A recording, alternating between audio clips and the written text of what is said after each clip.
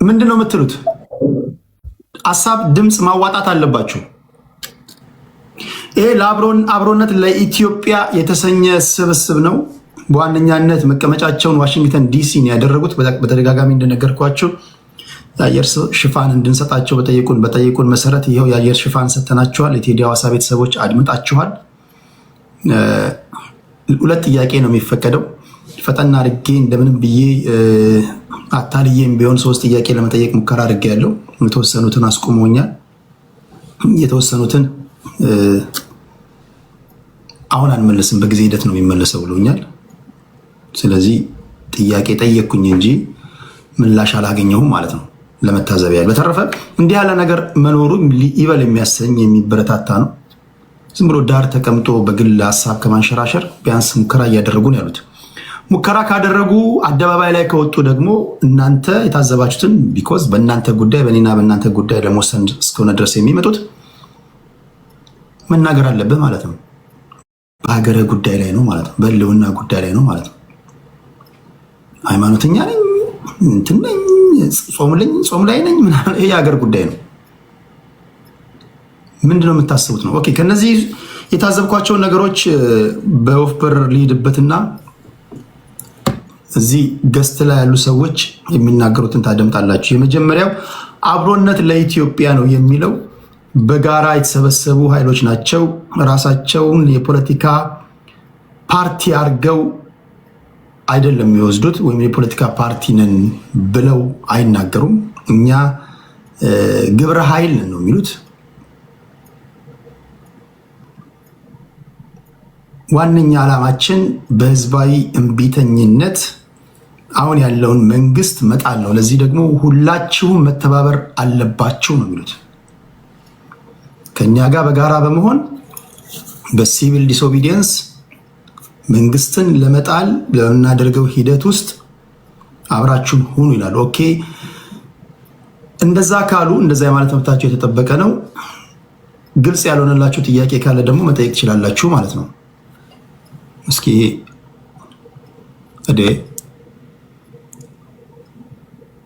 የኢዜማው ጆርናሊስት መጥቷል። ክብራትና ክብራን ይሄን ልጅ መምረጥ አለባችሁ። የቴዲ ሐዋሳ ሰላም ቴዲ አብዱል እንኳን ደህና መጣ። ቆይ ወደ አንተ እመጣለሁ። እሺ የኢዜማ እጩ ነው። ፕሊስ በዚህ አጋጣሚ እኔ ቤት ፖለቲከኛ ሆነው የተነተኑ የነበሩ ሰዎች ለምርጫ ሲወዳደሩ አንዱም ትርፋቸው ይህ ስለሆነ አገር ቤት ያላችሁ አንድም ድምፅ ወሳኝ ስለሆነች ለአብዷችን ድምፃችሁን አትንፈጉት፣ ስጡት። በዛ ላይ ቆይ እመጣለሁ። እሺ ጥያቄ እንጠይቃለን ማለት ነው። ጥያቄ ከጠየኳቸው ጥያቄዎች መካከል ከመድረክ የተነገሩ ንግግሮችን ታሳቢ በማድረግ መግለጫቸውን ካነበብኩኝ በኋላ ጥያቄ ጠየኳቸው። ለምሳሌ አንዱ ጥያቄ እዚህ ስብስብ ውስጥ በኢትዮጵያዊነት ማይስማማ አካል አለ፣ እቺ ሀገር ጨቁናኛለች የሚል አለ። በሌላ አባባል ቂም በሆዱ ይዞ የተሰበሰበ አለ። ቂም በሆዱ ይዞ ቆይ ብቻ ይሄን መንግስት ልጣለው ከዛ በኋላ የኔ ነገር ይወስናል ካለ በኋላ ምን ሊፈጠር እንደሚችል በማናውቅበት ሁኔታ እንዴት ነው ከዚህ ሰውዬ ጋር ተባብረን መንግስትን ወይም ደግሞ ሴንትራል ገቨርንመንትን የምናስወግደው? ስለዚህ የሰውዬ ወይም እንደዚህ አይነት ሀሳብ ያላቸው ሰዎች ለዓላማቸው ማገዶ ከሆነን በኋላ መጨረሻ ላይ አገር አልባ ቢያደርጉንስ? ሜዳ ላይ ቢጥሉንስ? ቢበታትኑንስ? እንደዚህ ያሉ የስጋት ጥያቄዎች አሁን ማጥራት ያስፈልጋል። ቢኮዝ ከመድረክ ስለተነገረ መጠየቅ ስላለበት እሱን ጠይቄ ያለው አይ በጊዜ ሂደት የሚመለስ ነው ብሎኛል። እንደሰማችሁት እሱን አሁን አልመለስም፣ በጊዜ ሂደት የሚመለስ ነው። ሁለተኛ የጄኖሳይድ ጉዳይ ተነስቷል። ኢትዮጵያ ጄኖሳይድ ፈጽማብኛለች ይላል። ከዚህ ቀደም በነበረው ትንታኔ ጄኖሳይድ በመፈጸሙ ረገድ ሻዕቢያ እና የፌዴራል መንግስቱ ሲባል ነበር የምንሰማው ከቲፒኤልኤፍ በኩል። አሁን ሻዕቢያ የሚለውን ድምፅ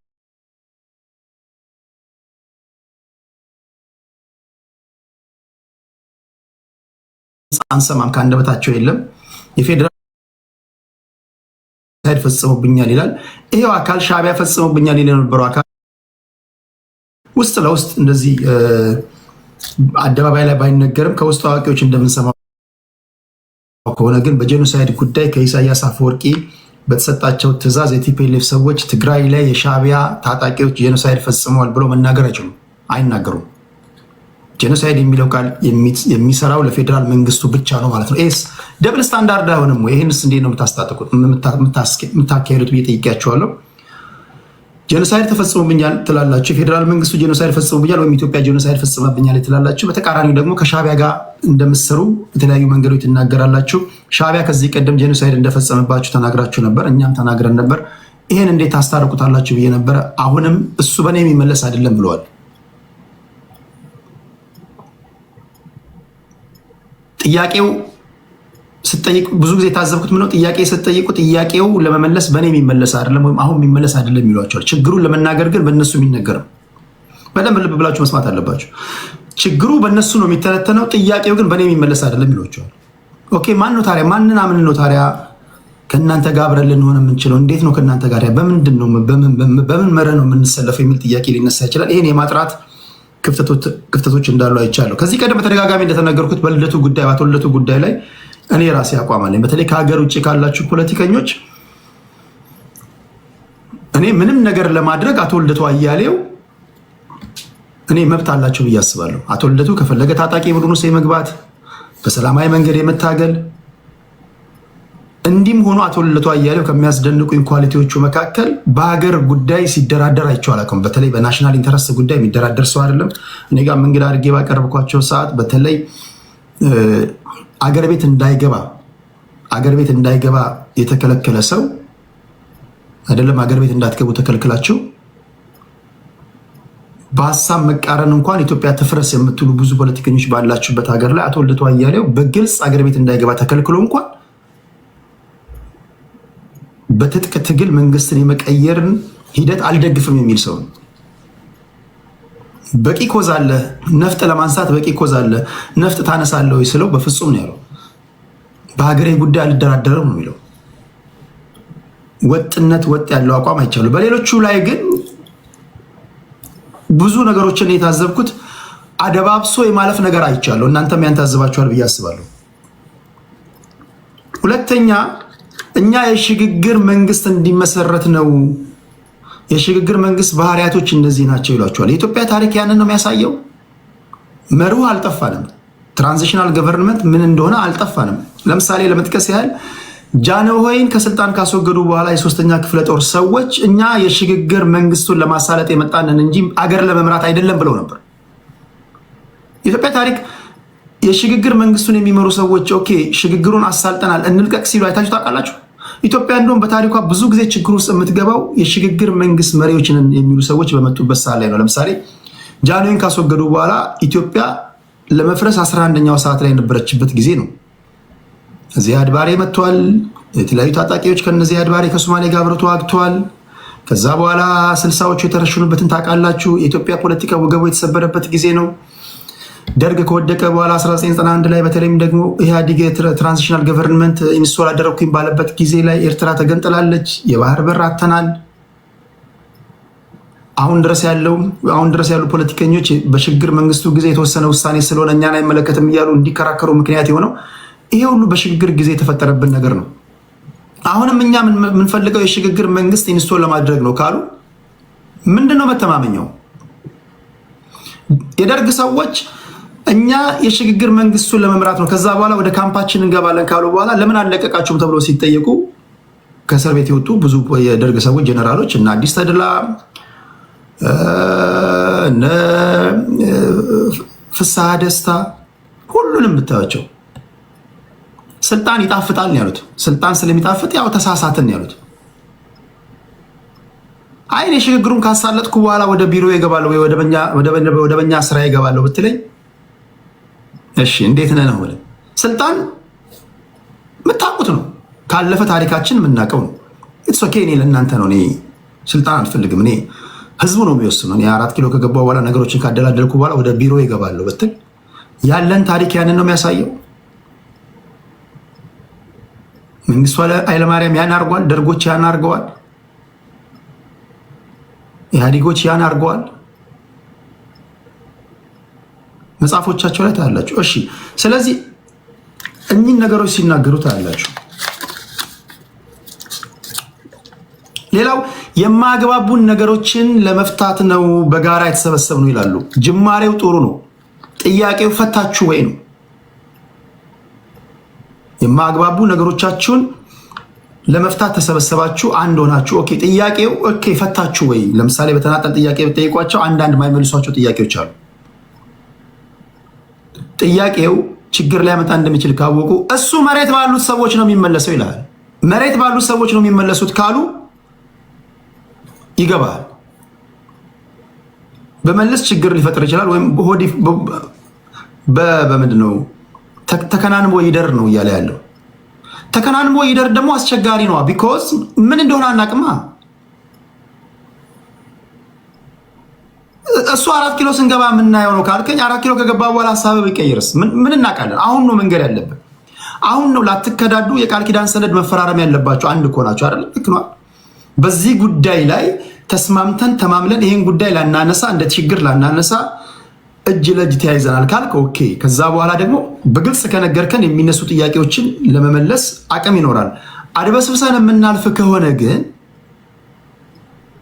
ሁሉም ሰው አድበስብሶ የማለፍ መብት የተጠበቀ ነው። እዚህ ያሉ ሰዎችንም ተሰብስበን አንድ ፓርቲ መስርተን የሆዳችንን በሆዳችን ይዘን አንድ ሆነናል። ጥያቄ አትጠይቁን፣ አንዳንድ ጥያቄዎች ግን ህዝቡ ነው የሚመልሰው ብለን የመናገር መብት አለን ማለት ሁላችሁ መብት አላችሁ። ምንድነው መተማመኛችን? እንዲህ ያሉ ነገሮች በግልጽ ያለመታየት ነገሮች አሉ። የሆነ ሆኖ ይሄ የፖለቲካ ፓርቲ አይደለም፣ ህዝባዊ እምቢተኝነትን ለመፍጠር ነው ብለዋል። በቀጣይ ኢትዮጵያ ውስጥ የፌዴራል መንግስትን ብልጽግናን በቻሉት መጠን ይህን መንግስት የማስወገድ ማንኛውም ሰው በቻልከው መጠን ከተሳካለ እኔ የሀገሬን ጉዳይ አገሬን ብቻ የሚያፈራርስ በሚሆን መንገድ አይሁን እንጂ ባፍጥሙ ጣለው። አንተ ብቻ ያዋጣኛል ለምትለው መንገድ እኔ የትጥቅ ትግል ደጋፊ አይደለሁ። በተለያዩ የመጫወቻ ሜዳዎች ግን መንግስትን ስትጥል ከጣልክ በኋላ ደግሞ ኢንስቶል ስለምታደርገው ነገር የሆነ ኮንክሪት ላይ የተመሰረተ ፕሪንሲፕል ይዘ የመፍትሄ ሀሳብ ይዘ ሌሎችም ከጎናችሁ እንዲሆኑ ኮንቪንስ ማድረግ አለባችሁ። እነዚህ ቢሆኑ አሪፍ ነው። በተረፈ ግን 4 ኪሎ ለማንም በብቸኝነት የተሰጠ ቦታ አይደለም። ብልጫ ከተወሰደበት ትወገዳለህ። ብልጫ ከወሰድክ ደግሞ ትቀጥላለህ። እነዚህን ታዝብ ያለው አሁን ያለው መንግስት ደካማ መንግስት ነው የሚል ንግግሮችንም ሰምቻለሁ። ጥያቄ መጠየቅ ያስፈልጋል። ኦኬ ደካማ መንግስት፣ በጣም ደካማ መንግስት ከሆነ ምንድነው እስካሁን እንዳጥሉት የከለከላችሁ ነገር? ደካማ ከሆነ ዊክ ከሆነ ልትገፉት የሚወድቅ ከሆነ ምንድነው ለመግፋት የሚያስችል አቅማታችሁ ነው ወይም ከሱ የባሰ ደካማ ሆናችሁ ነው? ታዲያ ለምንድነው ያጣላችሁት? አሚን ይሄ ለምንድነው? እሱን ስንገባ እነግርሃለን ምናምን እሱን ነገ እንናገራለን ነው። ደካማ ነው ካልክ ቀጥሎ ደግሞ ገፍተህ መጣል አለብህ። ያን እንዳታደርጉ የከለከላችሁ ነገር ምንድን ነው?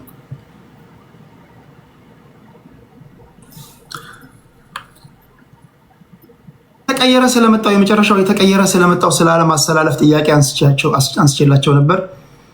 እሱም በግልጽ አልተመለሰም። በጊዜ ሂደት የምንመልሰው ነው ብለዋል። ይሄ በጣም ፖሊሲ ምንድን ነው? መሬቶች አሁን አንድ የኢዜማ ሰው ቅድም ሲናገር ከትላንት ሱዳን ለምሳሌ የአልቡርሃን ስብስብ መሬቶቻችንን ስለመውሰድና እንዲሁም ደግሞ ይዞ እስካሁን ድረስ ይገኛል። በዚህ ጉዳይ ምንድን ነው እናንተ አቋም ሲባል አሸማጋይ እንሆናለን፣ ኢትዮጵያ ጸባጫሪ ከሆነ ድርጊቷ እንድትታቀብ የእኛ ችግር ነው ይላል። እንዲህ ያለ ፖለቲከኛ አይቼ አላውቅም።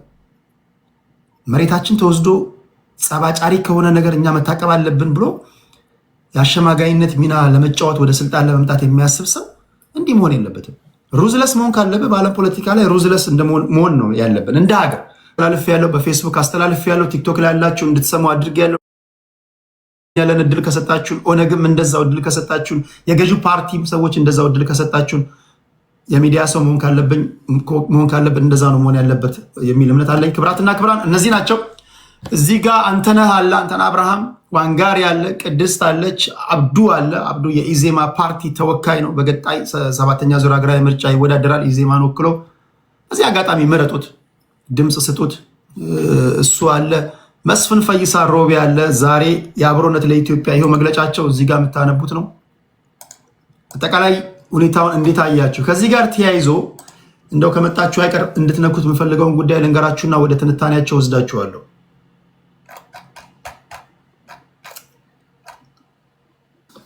በመቶዎች የሚቆጠሩ የትግራይ ተወላጆች በጦርነት ስጋት ቀያቸውን ጥለው እየወጡ ይገኛሉ። አጃንስ ፍራንስ ፕሬስ የዘገበው ዘገባ ነው። በዚህ ጉዳይ ላይ ምን ትላላችሁ? ዜናውን ላንብብላችሁ። በኢትዮጵያ ፌዴራል መንግስትና በትግራይ ኃይሎች መካከል አዲስ ግጭት ሊቀሰቀስ ይችላል የሚለው ስጋት አይለው በመቶዎች የሚቆጠሩ የትግራይ ተወላጆች ቀያቸውን ጥለው እየወጡ መሆናቸውን ኤኤፍፒ ዘግቧል። በትግራይ መዲና መቀለ በእኩለ ሌሊት የጀርባ ቦርሳና ሻንጣ የያዙ በርካታ ወጣቶች ወደ አዲስ አበባ የሚወስዳቸውን አውቶቡሶች ሲጠባበቁ እንደሚታየው የገለጸው ዘገባው በየቀኑ በአውቶቡስ በአውሮፕላን ከክልሉ የሚወጡ ሰዎች ቁጥር እየጨመረ መሆኑን ጽፎ አስነብቦናል። ቀደም ሲል በነበረው የእርስ በርስ ጦርነት የተሳተፉ ወጣቶች እዚህ መቆየት ከእንግዲህ አስተማማኝ አይደለም በማለት ከፍተኛ ስጋታቸውን እየገለጹ ይገኛሉ። ለደህንነቱ ሲባል ስሙን ያልገለጸ የ23 ዓመት ወጣት አቤል ለዚህ ጽሑፍ ሲባል ስሙን የቀየረ ነው። ከዚህ ቀደም የ600 ሺህ ሰዎችን ህይወት የቀጠፈው ጦርነት ያስከተለው እልቂት ዳግም ማየት አልፈልግም ብሏል። ለዜና ወኪሉ ጨምሮ የህዝብ ፍልሰቱ ከዚህም የባሰ ሊሆን እንደሚችል እኛም ለህይወታችን አደጋ ስጋት ስለገባን ነው አካባቢያችንን ለቀን እየወጣን የምንገኘው ብሏል። ዓለም በመካከለኛው ምስራቅ ቀውስ ላይ ነው የምትገኘው። አብዛኞቻችሁ እንደምታውቁት የዓለም ነባራዊ ሁኔታ እየተናወጠ ነው ያለው። የትግራይ ወገኖቻችን በፌዴራል መንግስቱና በቲፒኤልኤፍ መካከል ይደረጋል የተባለውን ጦርነት አስመልክቶ ቀያቸውን ለቀው እየወጡ ነው። ምን ትላለህ? ከሀገር ውጭ ያለ በየሻይ ቤቱ፣ በየጠጅ ቤቱ፣ በየአረቄ ቤቱ ቁጭ ብለህ ይዶን ኬራር በለው ቦሎም ጦርነት ባህላዊ ጨዋታችን ነው ምናምን እያልክ ነው ወይስ እንዴት ነው? በዚህ ጉዳይ ላይ ሀሳብ አስተያየትን መስጠት አለብህ። ወገኖቻችን ቀያቸውን ለቀው እየወጡ ነው። እስካሁን ተዋግተሃል። በጦርነት ያሳካው ነገር ምንድን ነው? ከዘመነ ኦሪት ጀምሮ ስትዋጋ ኖረሃል። እኔ ጦርነት ሲዋጋ የኖረ ሰው ጦርነትን በመተንተን ረገድ ኤክስፐርት መሆን ሲገባው፣ እንደኛ ሀገር ግን ጦርነት ሲዋጋ ኖሮ ስለ ጦርነት የማያውቅ ሰው ገጥሞኛል። እናንተ የምታውቁ ነው ይመስላችሁ፣ ግን ትንታኔዎቻችሁ የተዋጋችሁ አትመስሉ። የተዋጋ ሰው እኮ ልምድ አለው። የጦርነትን አስከፊነት ያውቃል። ገና አዲስ አፍላ በቃ ተዋጊ ነው የምትመስሉት። ትላንት ከጦርነት መጥተ ዛሬም ወደ ጦርነት ስለመግባት ስታሟሙቅ ስትታይ ችግሩ ሌላ ነው። አእምሮ ላይ ብሎን ታስሯል ማለት ነው። ከዚህ ጋር በተያያዘ ጦርነት ያደቀቀው የትግራይ ክልል የትምህርት ስርዓት በገንዘብ እጥረት ምክንያት የመፍራረስ አደጋ ተጋርጦበታል። የትግራይ ክልል ትምህርት ቢሮ ለመምህራን ደሞዝ ባለመክፈሉና ትምህርት ቤቶች የመዘጋት ስጋት ስላንዣበበባቸው በጦርነት የደቀቀው የክልሉ ትምህርት ስርዓት ለማገገም እያደረገ ያለው ጥረት በከፋ የገንዘብ እጥረትና ቀውስ ውስጥ ይገኛል። ቢሮው የክልሉ ትምህርት ቢሮ ዛሬ መጋቢት 1 2018 ዓ.ም ለኢፌዴሪ ትምህርት ሚኒስቴር፣ ለኢትዮጵያ አደጋ ስራ አመራር ኮሚሽን እና ለሌሎች የትምህርት አጋሮች በላከው ደብዳቤ ከጦርነቱ በኋላ የትምህርት ዘርፉን መልሶ ለመገንባት ለዓመታት የተደረገው ጥረት አሁን ላይ ወደኋላ የመመለስ ከፍተኛ ስጋት ውስጥ መውደቁን ገልጿል። በተያያዘ ተቃዋሚው ሳልሳይ ወያኔ ትግራይ ፓርቲ የፌዴራል መንግስት መሰረታዊ አገልግሎቶችን እንደ ፖለቲካ መሳሪያ በመጠቀም የትግራይ ህዝብን እየቀጣ ነው ሲል ከሷል። የቲፒኤልኤፍ ደጋፊዎች ምን ትላላችሁ? እርኳችሁ ከእናተ ማፀን ከወጣበት ጊዜ ጀምሮ እንዲህ ያለ ፕሮግራም ሰምተህ አታውቅም። እንድትናገር እድል እየሰጠው ታፕታፕ አድርግ። ታፕታፕ ማድረግ ቢቀር ዘለፋ አይገባኝም። በዚህ ጉዳይ ላይ ምን ትላላችሁ? ትላንትና ጀነራል ምግበይ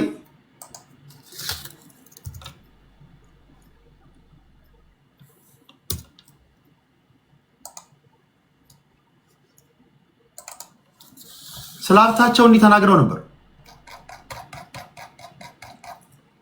የክልሉ ትምህርት ቢሮ በገንዘብ እጦት የትግራይ ወገኖቻችን በችግር የመንግስት ሰራተኞች ደሞዝ የላቸውም፣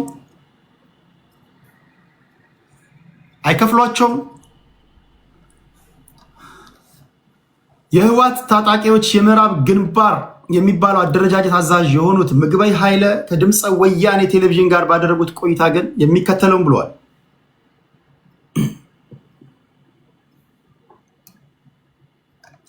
ከጦርነቱ በፊት ጥሩ ቢዝነስ ነበረኝ። የትራንስፖርት ካምፓኒ ነበረኝ። የትራንዚት ካምፓኒ ነበረኝ። የአግሪካልቸር ካምፓኒ እና የኢምፖርት ኤክስፖርት ካምፓኒ ነበረኝ። ወደ ኢንዱስትሪ ለመግባትም ጥሩ ዝግጅት ነበረኝ። ከዛ በፊት በሰጡት ኢንተርቪው እንደ አቅሚቲ ቤተሰቦችን ለመደገፍ እንደ አቅሚቲ እንቀሳቀስ ፍጨረጨር ነበር። ታስታውሳላችሁ? እንደ አቅሚቲ ሲሏችሁ በተለይ እነዚህ ስልጣን ላይ ያሉ ሰዎች እንደ አቅሚቲ ካሏችሁ እንደ አቅሚቲ ማለት ነው ምን ያህል ካፒታል እሱ ማወቅ አለበት። ዝም ብለህ እንደ አቅሚቲ ስላለ እንደ አቅሚቲ እኮ ነው የሚኖረው። እንደ አቅሚቲ የምትኖረው አንተን አመዶ ወባ ቢይዝ መታከሚያ የለህም። ወባ ቢይዝ ለወገን ደራሽ ወገን ነው ተብሎ እንጉርጉሮ ይደረጋል። እዚህ መዋጮ ነው የሚሰበሰብልህ። ለዚህ ሰውዬ ሞታለሁ ትላለህ። ራስን አድነሃለሁ። እንደ አቅሚቲ በዚህ ሰውዬ ደረጃ ገንዘብ አለ ወይ? ለምግቤ ለመሞት ከመነሳት በፊት ለየትኛውም ሙሰኛ ባለስልጣን ለመሞት ከመነሳት በፊት እንደ አቅሚቲ ወይ ብትታመም የምትታከምበት ገንዘብ አለ በባንክ በግል ራስን ጠይቅ። አሁን ጀነራል ምግበይ ለማይቀረው ጦርነት ተዘጋጅ እያለ ነው።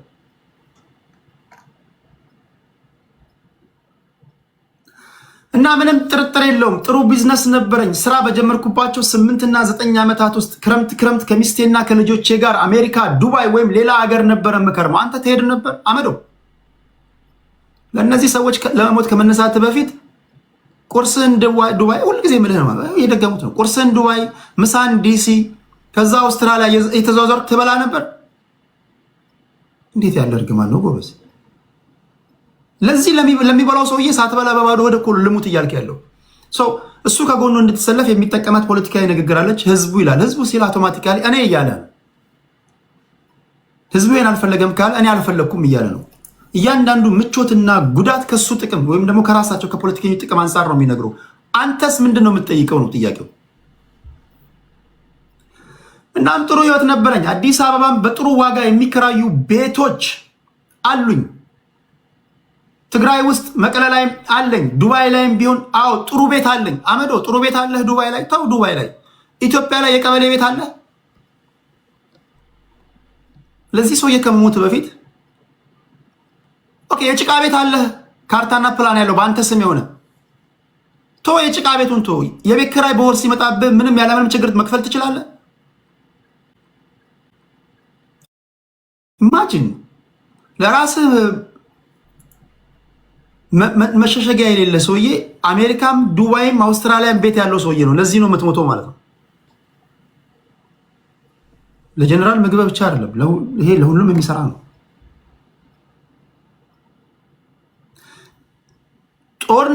ጦርነት ውስጥ ከገባው በኋላ ግን ስለዚህ ቢዝነስ ላስብ ቀርቶ ሞክሬም አላውቅም። አሁን ይገባሃል። ኤግዚስቴንሻል ትሬት ህዝባችን ላይ ተጋርጧል ሲል አውቶማቲካሊ እያለ ያለው እነዚህን ቢዝነሶች ማንቀሳቀስ አልቻልኩም፣ ሶዛት የህልውና አደጋ ውስጥ ገብቻለሁ ነው እያለ ያለው። የህልውና አደጋ ገብቻለሁ እኔ የህልውና አደጋ ውስጥ ገብቻለሁ ብሎ ቢናገር የሚቆምለት የለም። እኛ ብሎ ይነግራል። ስለዚህ የህልውና አደጋ ውስጥ የገባው ጀነራል ምግበይ ነው እንጂ አንተ ላትሆን ትችላለህ። አንተ ከሆንክ ኦኬ። እነዚህን ቢዝነሶች ማንቀሳቀስ ስላልቻለ በገባው የፖለቲካ ስጣ ገባ ወይም እንደፈለገ ማድረግ ስላልቻለ እሱ ወደ ጦርነት ውስጥ ይገባል። እሱ ትክክል ነው። እኔም በሆነ እነዚህ ቢዝነሶችን ማንቀሳቀስ ማልችልበት ደረጃ ላይ ብደርስ ይህ ወደሚፋፋም እልሃለሁ። ትቀልዳለህ እንዴ? የሚሰለፍልኝ ካገኘው አሰልፍሃለሁ፣ ነዳሃለሁ። ከተመለሰልኝ ጥያቄያችን ተመልሷል እልሃለሁ። ወደ ቤት ትሄዳለህ። የሚያፈስ ቤት ውስጥ ትኖራለህ፣ እየከፈልክ ትኖራለህ። ጥያቄው ግን ይገባቸዋል። ለመናገር መፈለገው ይገባቸዋል። የእያንዳንዱ ጦርነት ቀስ እያለ ይገለጽላቸዋል ማለት ችርስ ከተባባሉ ያንተ ጩኸት የሚሰማው የለም ወይ? ሻራተን ከተገናኙ አይታችኋል አይደል? በሰሜኑ ጦርነት ነው የሆነ ሰዓት ላይ መገናኘት ሲጀምሩ አንዳንድ የተያዘባቸው የባንክ አካውንት ሲለቀቅላቸው ቤቶቻቸው ኦኬ እንደፈለጋችሁ አድርጉ ምናምን ተብሎ ግሪን ላይ ሲሰጣቸው አውቶማቲካሊ የህዝቡ ህልውና ጥያቄ እየተመለሰ ነው ይለዋል። ሲጣሉ ህዝቡ ከምን ጊዜም በላይ የህልውና አደጋ ውስጥ ገብቷል ይላል። ትሰለፋለህ አንተ። ትግራይን የወርቅ ዘረፋ በበላይነት እንደሚመሩ አቶ ጌታቸው ረዳ ጭምር ቀደም ሲል ባከናወኑት ኢንተርቪው ተናግረው ነበር። ምግበ ወርቅ ዘረፋ ላይ አልተሰማራውም፣ ይህን ደግሞ ማንም አካል ማጣራት ይችላል፣ እንኳን ቆሜ ከሞትኩኝ በኋላም ይህን ጉዳይ ማጣራት ትችላላችሁ ይላሉ። ኦኬ እኔ ጥያቄ አቶ ምግበይ እነዚህም የትራንስፖርት ካምፓኒ፣ የትራንዚት ካምፓኒ፣ አግሪካልቸር ካምፓኒ፣ የኢምፖርት ኤክስፖርት ካምፓኒ ዱባይ ላይ ያለትን ቤት፣ ዋሽንግተን ዲሲ ላይ ያለትን ቤት፣ አውስትራሊያ ያለትን ጋዝ ስቴሽን ይሄ እኮ ከኢትዮጵያ ከሀገሪቱ በጀት በላይ ነው እኮ ብትደምሩት ጎበዝ፣ ብትደማምሩት እኮ ከሀገሪቱ ኢኮኖሚ በጀት በላይ ነው። ከየት የመጣ ገንዘብ ነው ታዲያ? ጥያቄው እኔ ራስን ኩዌሽን እንድታደርግ ነው። የዚህ ሰውዬ ደጋፊ ከመሆነ በፊት ወይም ደግሞ እነዚህ ሰዎች ደጋፊ ከመሆነ በፊት አንተስ እንዴት ነው? ህይወትህ ምን ይመስላል? ጓዳህ ምን ይመስላል? በድምፅ ላሰማችሁ። በጣም አመሰግናለሁ ጄኔራል። በአሁኑ ሰዓት የት ነው ያሉት? በመደበኛ ስራዬ ትግራይ ነው ያሉት። በመደበኛ ስራዬ ላይ ሲሉ በቅርቡ ከዚህ ቀደም በነበራቸው ኢንተርቪው ከኢትዮ ፎረም ጋር አረኔ ምንም ሀብት የለኝም ብለዋል። ስሙት። በአቶ ጌታቸው ደብዳቤ መታገደው ተገልጾ ነበር። ስለዚህ ታግደውም ስራ ይሰራሉ ማለት ነው? ታጋዮች አይደለንም። በዚህ ቃል መደበኛ ስራችን የጸጥታ ስራ ነው። የጸጥታ ስራ እንዳንሰራ የሚያደናቅፍ ነገር ብዙም የለም። የጊዜያዊ መንግስትም የጋራ ነው። የትግራይ ህዝብ ከፕሪቶሪያ ውል ጋር ተያይዘው የሰራዊት አባላትም ቲፒኤልኤፍም የውስጥና የውጭ ምሁራንም የትግራይ ተወላጆች ማለት ነው። ስፔሻሊ የጂኤስቲኤስ የተፈካካሪ ድርጅቶቹን በጋራ ሆነን ያቋቋም ነው እና እኛ ራሳችን የጊዜያዊ መንግስት አካል ነን። ስለዚህ በግለሰብ ደረጃ አይደለም የኛ ጉዳይ የሚወሰነው። የጠቅላላ የራሳችን አደረጃጀት አሰራር አለን እና አሁንም ስራ ላይ ነው ያለው። መደበኛ የጸጥታ ስራ ነው ያለሁት። ከዚህ በተጨማሪ ማምሻውን መከላከያ ባወጣው መግለጫ በአማራ ክልል ውስጥ ዘመቻ አንድነት የተባለውን ጸረ መንግስት ውጊያ በማደራጀትና በማስተባበር አይዞህ በማለት ሚና እንደነበረውት ገልጿል። ይህንን እንዴት ነው የሚመለከቱት እርስዎ? ሰምቻለሁ። እኔም ራሴ በጣም ነው የገረመኝ። ምክንያቱም እኛ ለ2 ዓመት ሙሉ ከ2013 ጀምሮ እስከ 2015 ጥቅምት በከፍተኛ ውጊያ ላይ እንደነበር ይታወቃል። ጦርነት ላይ 360 ዲግሪ እና ያ ጦርነት መጨረሻ ወደ ሰላማዊ ጉዞ እንድንገባ የፕሪቶሪያ ውል አለ። ከዛ በኋላ ባለው 2 ዓመት ሙሉ በፕሪቶሪያው መሰረት የትግራይ ህዝብ ጥያቄ በአግባቡ እንዲመለስ የፕሪቶሪያ ውልም ተግባራዊ እንዲሆን እንደ ህዝብም እንደ ጊዜያዊ መስተዳደርም እንደ የሰራዊቱ አባላትም እዛም ክልል ያለን የጸጥታ ኃይሎች የህግ አክብረን ነው እየሄድን ያለ ነው እና መንግስት ግን የሰላም ስምምነቱ እንዳይሳካ ከሚሰሩ ግለሰቦች ውስጥ አንዱ አድርጎ እርስዎን ከሶታል። እኔ እንደዛ አይነት አይደለሁም። አንደኛ የትግራይ ህዝብ ጥያቄም እንቅስቃሴም በግለሰቦች አይወሰንም በፍጹም። እሱ ነው ስህተቱ። ምክንያቱም እኛ አግባብ ያለው አደረጃጀት ያለን ነን እና በፕሪቶሪያ ውል መሰረት ነው ሁሉም ነገር እየሄደ ያለው። ስለዚህ ከፕሪቶሪያ ውል ውጭ ያለ አግባብ ከኤርትራ ይባላል አንዳንዴ ከፋኖ ደግሞ አሁን ይመጣል፣ ሌላም ሊመጣ ይችላል። እንደዛ አይደለንም እኛ። ሊሆንም አይችልም፣ አናረገውም በፍጹም። ይሄ ደግሞ ይታወቃልም። ስለዚህ ከውል ፕሪቶሪያ ከስምምነቱ ውጭ የሚደረግ እንቅስቃሴ እንታገላለን፣ እናስተካክላለን። ወደ ትክክለኛ መንገድ እንዲገባ ጉዳዩ ነው። እንደ ሰራዊት ከፋኖ ሁሉም ነገር ተግባራዊ እንዲሆን የምንጥር ነው። ስለዚህ የፋኖ የሚባለውን እንቅስቃሴ የራሱ የሆነ እንትን ሊኖረው ይችላል። እኛ ከፋኖ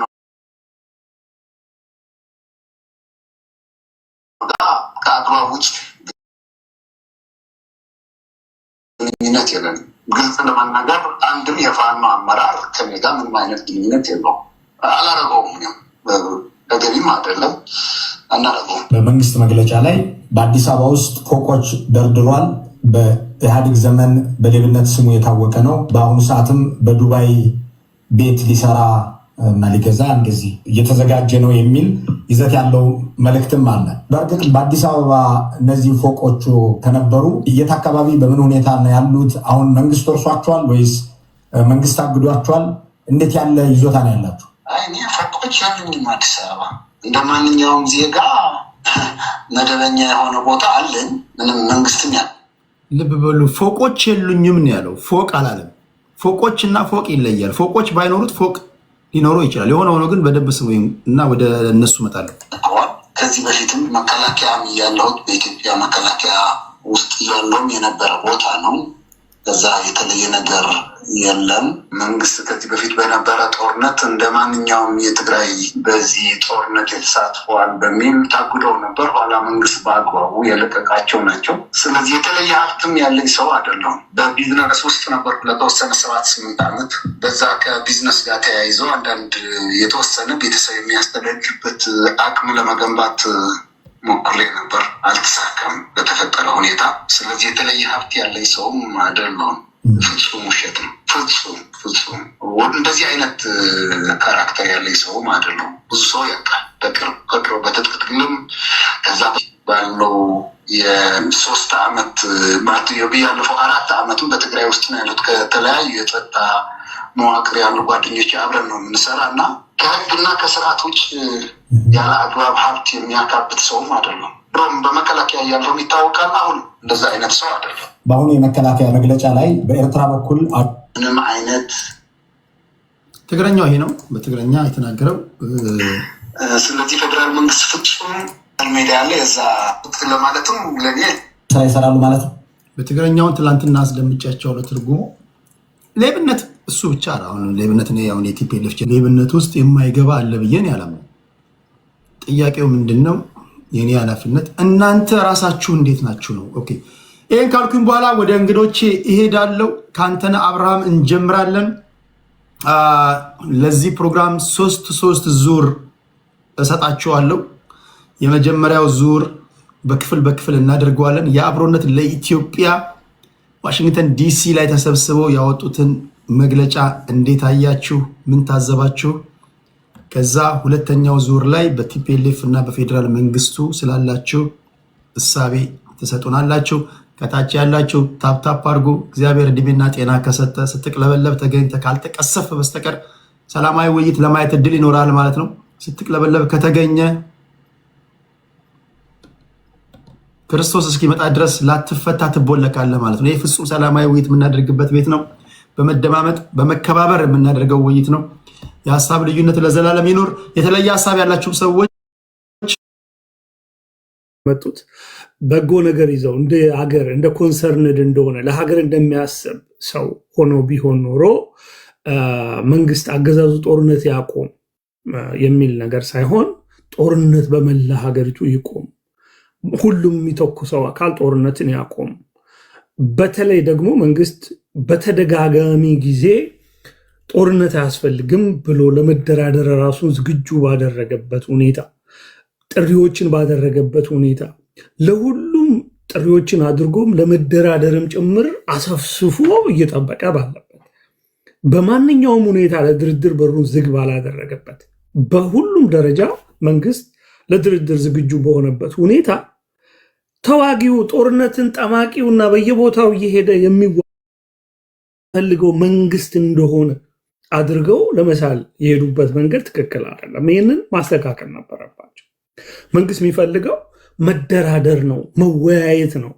ይህንን ከጠቅላይ ሚኒስቴሩ አፍ በተደጋጋሚ ሰምተዋል፣ ሁላቸውም ያውቃሉ። ነገር ግን አሁን ምንድነው እየሰጡ ያሉት? ያለው ችግር የተባባሰ የተጋነነ ከሆነ ምንድነው የተጋነነው ችግር? አንድ በአንድ ይሄ ችግር፣ ለዚህ ችግር መፍትሄው ይሄ ነው፣ ያለው ችግር ይሄ ነው፣ ለዚህ ችግር መፍትሄው ይሄ ነው ማለት አለባቸው። ምንድነው የሚሉት? በቃ አልቻለም ምናምን፣ ስለዚህ አገሩ በሙሉ ፈርሶ መንግስት አዲስ የሽግግር መንግስት ይምጣ ይላሉ። ምን ያለበት የሽግግር መንግስት የሚመጣው? እነሱን ወስዶ በአንድ ጊዜ ካለበት ቦታ አንስቶ ምንም አይነት ፕሮሰስ ሳይኖር እኩል ከጠቅላይ ሚኒስቴሩ ጋር እኩል ከሚኒስቴሮች ጋር የሚኒስትሮች ምክር ቤት አባል የሚያደርግ እኩል ወሳኝ የሚያደርግ ነገር ይምጣ። አቋራጭ የመክበር አቋራጭ ስልጣን የመያዝ አቋራጭ መንገድ የመፈለግ ጉዳይ ላይ ናቸው። የመቀላወጥ ጉዳይ ነው ጉዳዩ፣ ሌላ ነገር አለ። በዚህ ሂደት ይሄ ያለው መንግስት ቢፈርስ የሚመጣው አደጋ ምንድነው ለዛ ሀገር ብለው ቅንጣት የሚያስቡ አይደሉም። አይናቸው የታወረ አእምሯቸው የታወረ ሰዎች ናቸው። በዚህ ሰዓት መንግስት ስልጣኑን ቢለቅ አገር ቢፈርስ የሽግግር መንግስት አቆመው አገሩን እንደ አንድ ሀገር ማስቀጠል እንዴት እንደሚቻል ማንም ሰው የሚያውቅ የለም። ማንንም በብሔር የተደራጀ የራሱ ጦር ያደራጀ ሁሉም አካባቢ ያለበት ሀገር በጣም አስቸጋሪ ሁኔታ ያለበት ሀገር አሁን ያለውን መንግስት እናፍርስ ብሎ መነሳት ለዛውም ደግሞ ሰልፍ እናድርግና ቀውጢ አድርገ ነው እንዳይሰራ አድርገ ነው አሽመድምደ ነው ከዛ በኋላ አገሪቷ ትበተን የሚል ነው ሌላኛው ትርጉም። ይሄንን ደግሞ ሳያውቁት ቀርተው አይደለም ለምን አትበተንም እኛ ካልመራናት ብለው ነው የመጡት። ይሄ ትክክል አይደለም። ይሄ ኢሪስፖንሲብል የሆነ ነገር ኃላፊነት የሚሰማው ኢትዮጵያዊ ይሄንን አይደለም የሚያደርገው። ኃላፊነት የሚሰማው ኢትዮጵያዊ ምሁር ያውም ዳያስፖራ ያውም እዚህ ዋሽንግተን እኔ ከተማ ነኝ ዋሽንግተን ያለ እዚህ ከተማ ያለ ሰው የሚያስበው በጣም በሰፊው ነው በትልቁ ነው። አንድ ችግር የሆነች ቦታ ላይ አለ ተብሎ አገር አይፈርስም፣ መንግስት አይፈርስም፣ ስርዓት አይፈርስም፣ ህገ መንግስት አይፈርስም። ቀዳህ አጥልም ህገ መንግስት የሀገር የህዝቦች የቃል ኪዳን ሰነድ ይብዛ የሚነስም ይህን ሰራዊት አደራጅቶ ይህንን አለ የተባለውን ሀገሪቱ ላይ ያለውን ነገር አደራጅቶ አቀናጅቶ የህዝቡን ኑሮ ለመለወጥ እየጣረ ያለን መንግስት እሱን ውጭ ጭራሽ ለመበተን ከመሄድ ይልቅ ሐሳብ ይዞ መጥቶ ድክመቶቹ ምንድን ናቸው? እኛ አግዘናል ወይ? ሐሳብ ሰጥተናል ወይ? ይሄ በዚህ አሻሽል ተብሎ እምቢ ብሏል ወይ? ሳይልህ እንዴ ድክመት ምንድን? ኢኮኖሚው አላደገም። ኢኮኖሚው ላለማደጉ ድክመቶቹ እነዚህ ናቸው። ይህንን አሻሽል ተብሎ ተነግሮት አልቀበልም ያንተን ሐሳብ ባላለበት ሁኔታ ያን ሐሳብ አይሰጡም። ምርጫ ገብታችሁ አትወዳደሩም ባልተባሉበት ሁኔታ ቀድሞ ማንተ ስትጠቅስ ሰምቻለሁ። ልደቱ አገር ቤት ግባ ተብሎ ልግባ ብሎ አንድ አገባ ተብሎ ተከልክሎ አይደለም፣ አልተከለከለም። ማንም አልከለከለውም። ጥራው አስገባው ከፈለግ እና ተብሎ በኢትዮጵያ አምባሳደር ተፈቅዶለታል። በዚህ በዋሽንግተን ባለው የኢትዮጵያ አምባሳደር ጠርቶ መሄድ ትችላለህ ብሎታል። የኢትዮጵያ አየር መንገድ ጠርቶ መሄድ ትችላለህ ብሎታል። ከያየ ሰው ጋር ተነጋግሮ ልደቱ ከያየ ሰው ጋር ተነጋግሮ ምንድን ነው ያለው? ለያየ ሰው አምባሳደሩን አግኝቻቸዋለሁ ነገር ግን ችግሬን አልፈቱም ነው ያለው። ምንድነው ችግሩ? ኢትዮጵያ መግባት ልደቱ ከተቸገረ ይምጣና ይናገር። አልተቸገረም። አሁንም ቲኬቱን ቆርጦ ኢትዮጵያ መግባት ይችላል። ነገር ግን ምን ይፈለጋል?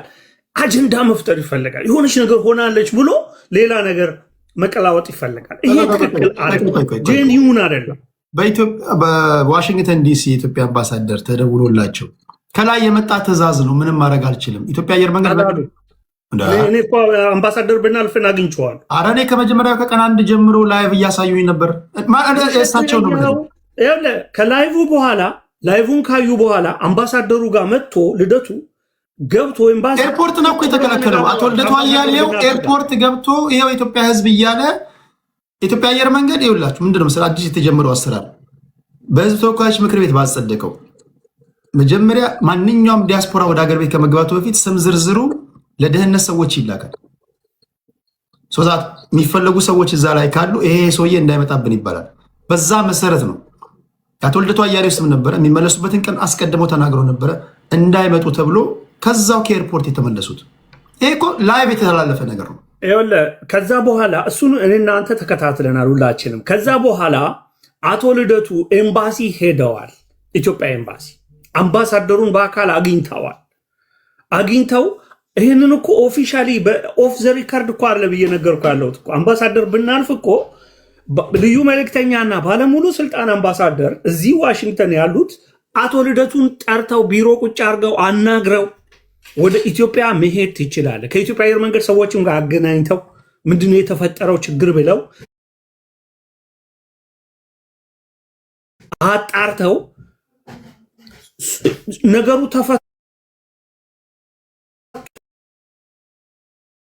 ነው። አሁን ወደ ፈጠሩት እንትን ነገር ልግባ።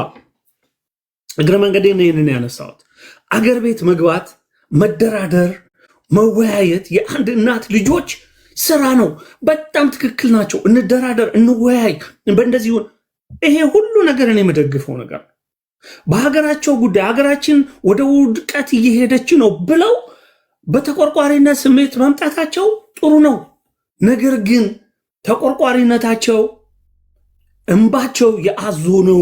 የአዞ የሆነበት ምክንያት ምንድን ነው ካልከኝ፣ የአዞ የሆነበት ምክንያት ችግሩን የመፍታት ሳይሆን ስልጣንን ለማግኘት ነው። ያለውን ለመጠገን ሳይሆን ያለውን ለማጥፋት ነው። በአቋራጭ ያለውን ንዶ ለመጣል የተዘጋጀ ፕሮፖዛል ነው። ይሄ ደግሞ ሊሳካ አይችልም። ሁለተኛ ነገር መረዳት ያለባቸው ሰልፍን የጠሩት አሁን በየቦታው የህዝባዊ አመፅ ሰልፍ መንግስት ምርጫ በሚያካሄድበት ጊዜ አመፅ መሆኑ እየታወቀ ሰልፍ አይፈቅድም። ሰልፍ አይፈቀድም። ይህንን በደንብ አድርገህ ስማ። ሰልፍ አታደርግም። ይህንን ሀገር ለማናወጥ ምርጫ በሚካሄድበት ጊዜ የአመፅ ሰልፍ አይፈቀድም። ንጹሐንን ዝም ብለህ ከመንግስት ጋር ከፖሊስ ጋር ከህግ አስከባሪዎች ጋር ለመጋጨት ካልሆነ በስተቀር ይህንን አቶ ልደቱ በደንብ ያውቃል። በደንብ አድርጌ ይህንን መንግስት ከደም ጋር አነካከዋለሁ ነው እቅዱ። ከደም ጋር በደንብ ላነካከው፣ እጁ ይጨመላለቅ።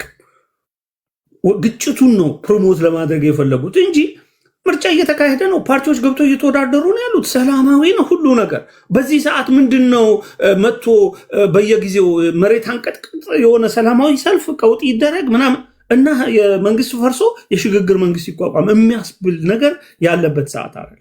በጣም ኳይት የሆነ ዲሰንት የሆነ አገሪቷን በጣም በሚያስገርም እድገት ላይ ያለችበት ሰዓት ነው። ስለሰጠኝ እድል አመሰግናለሁ።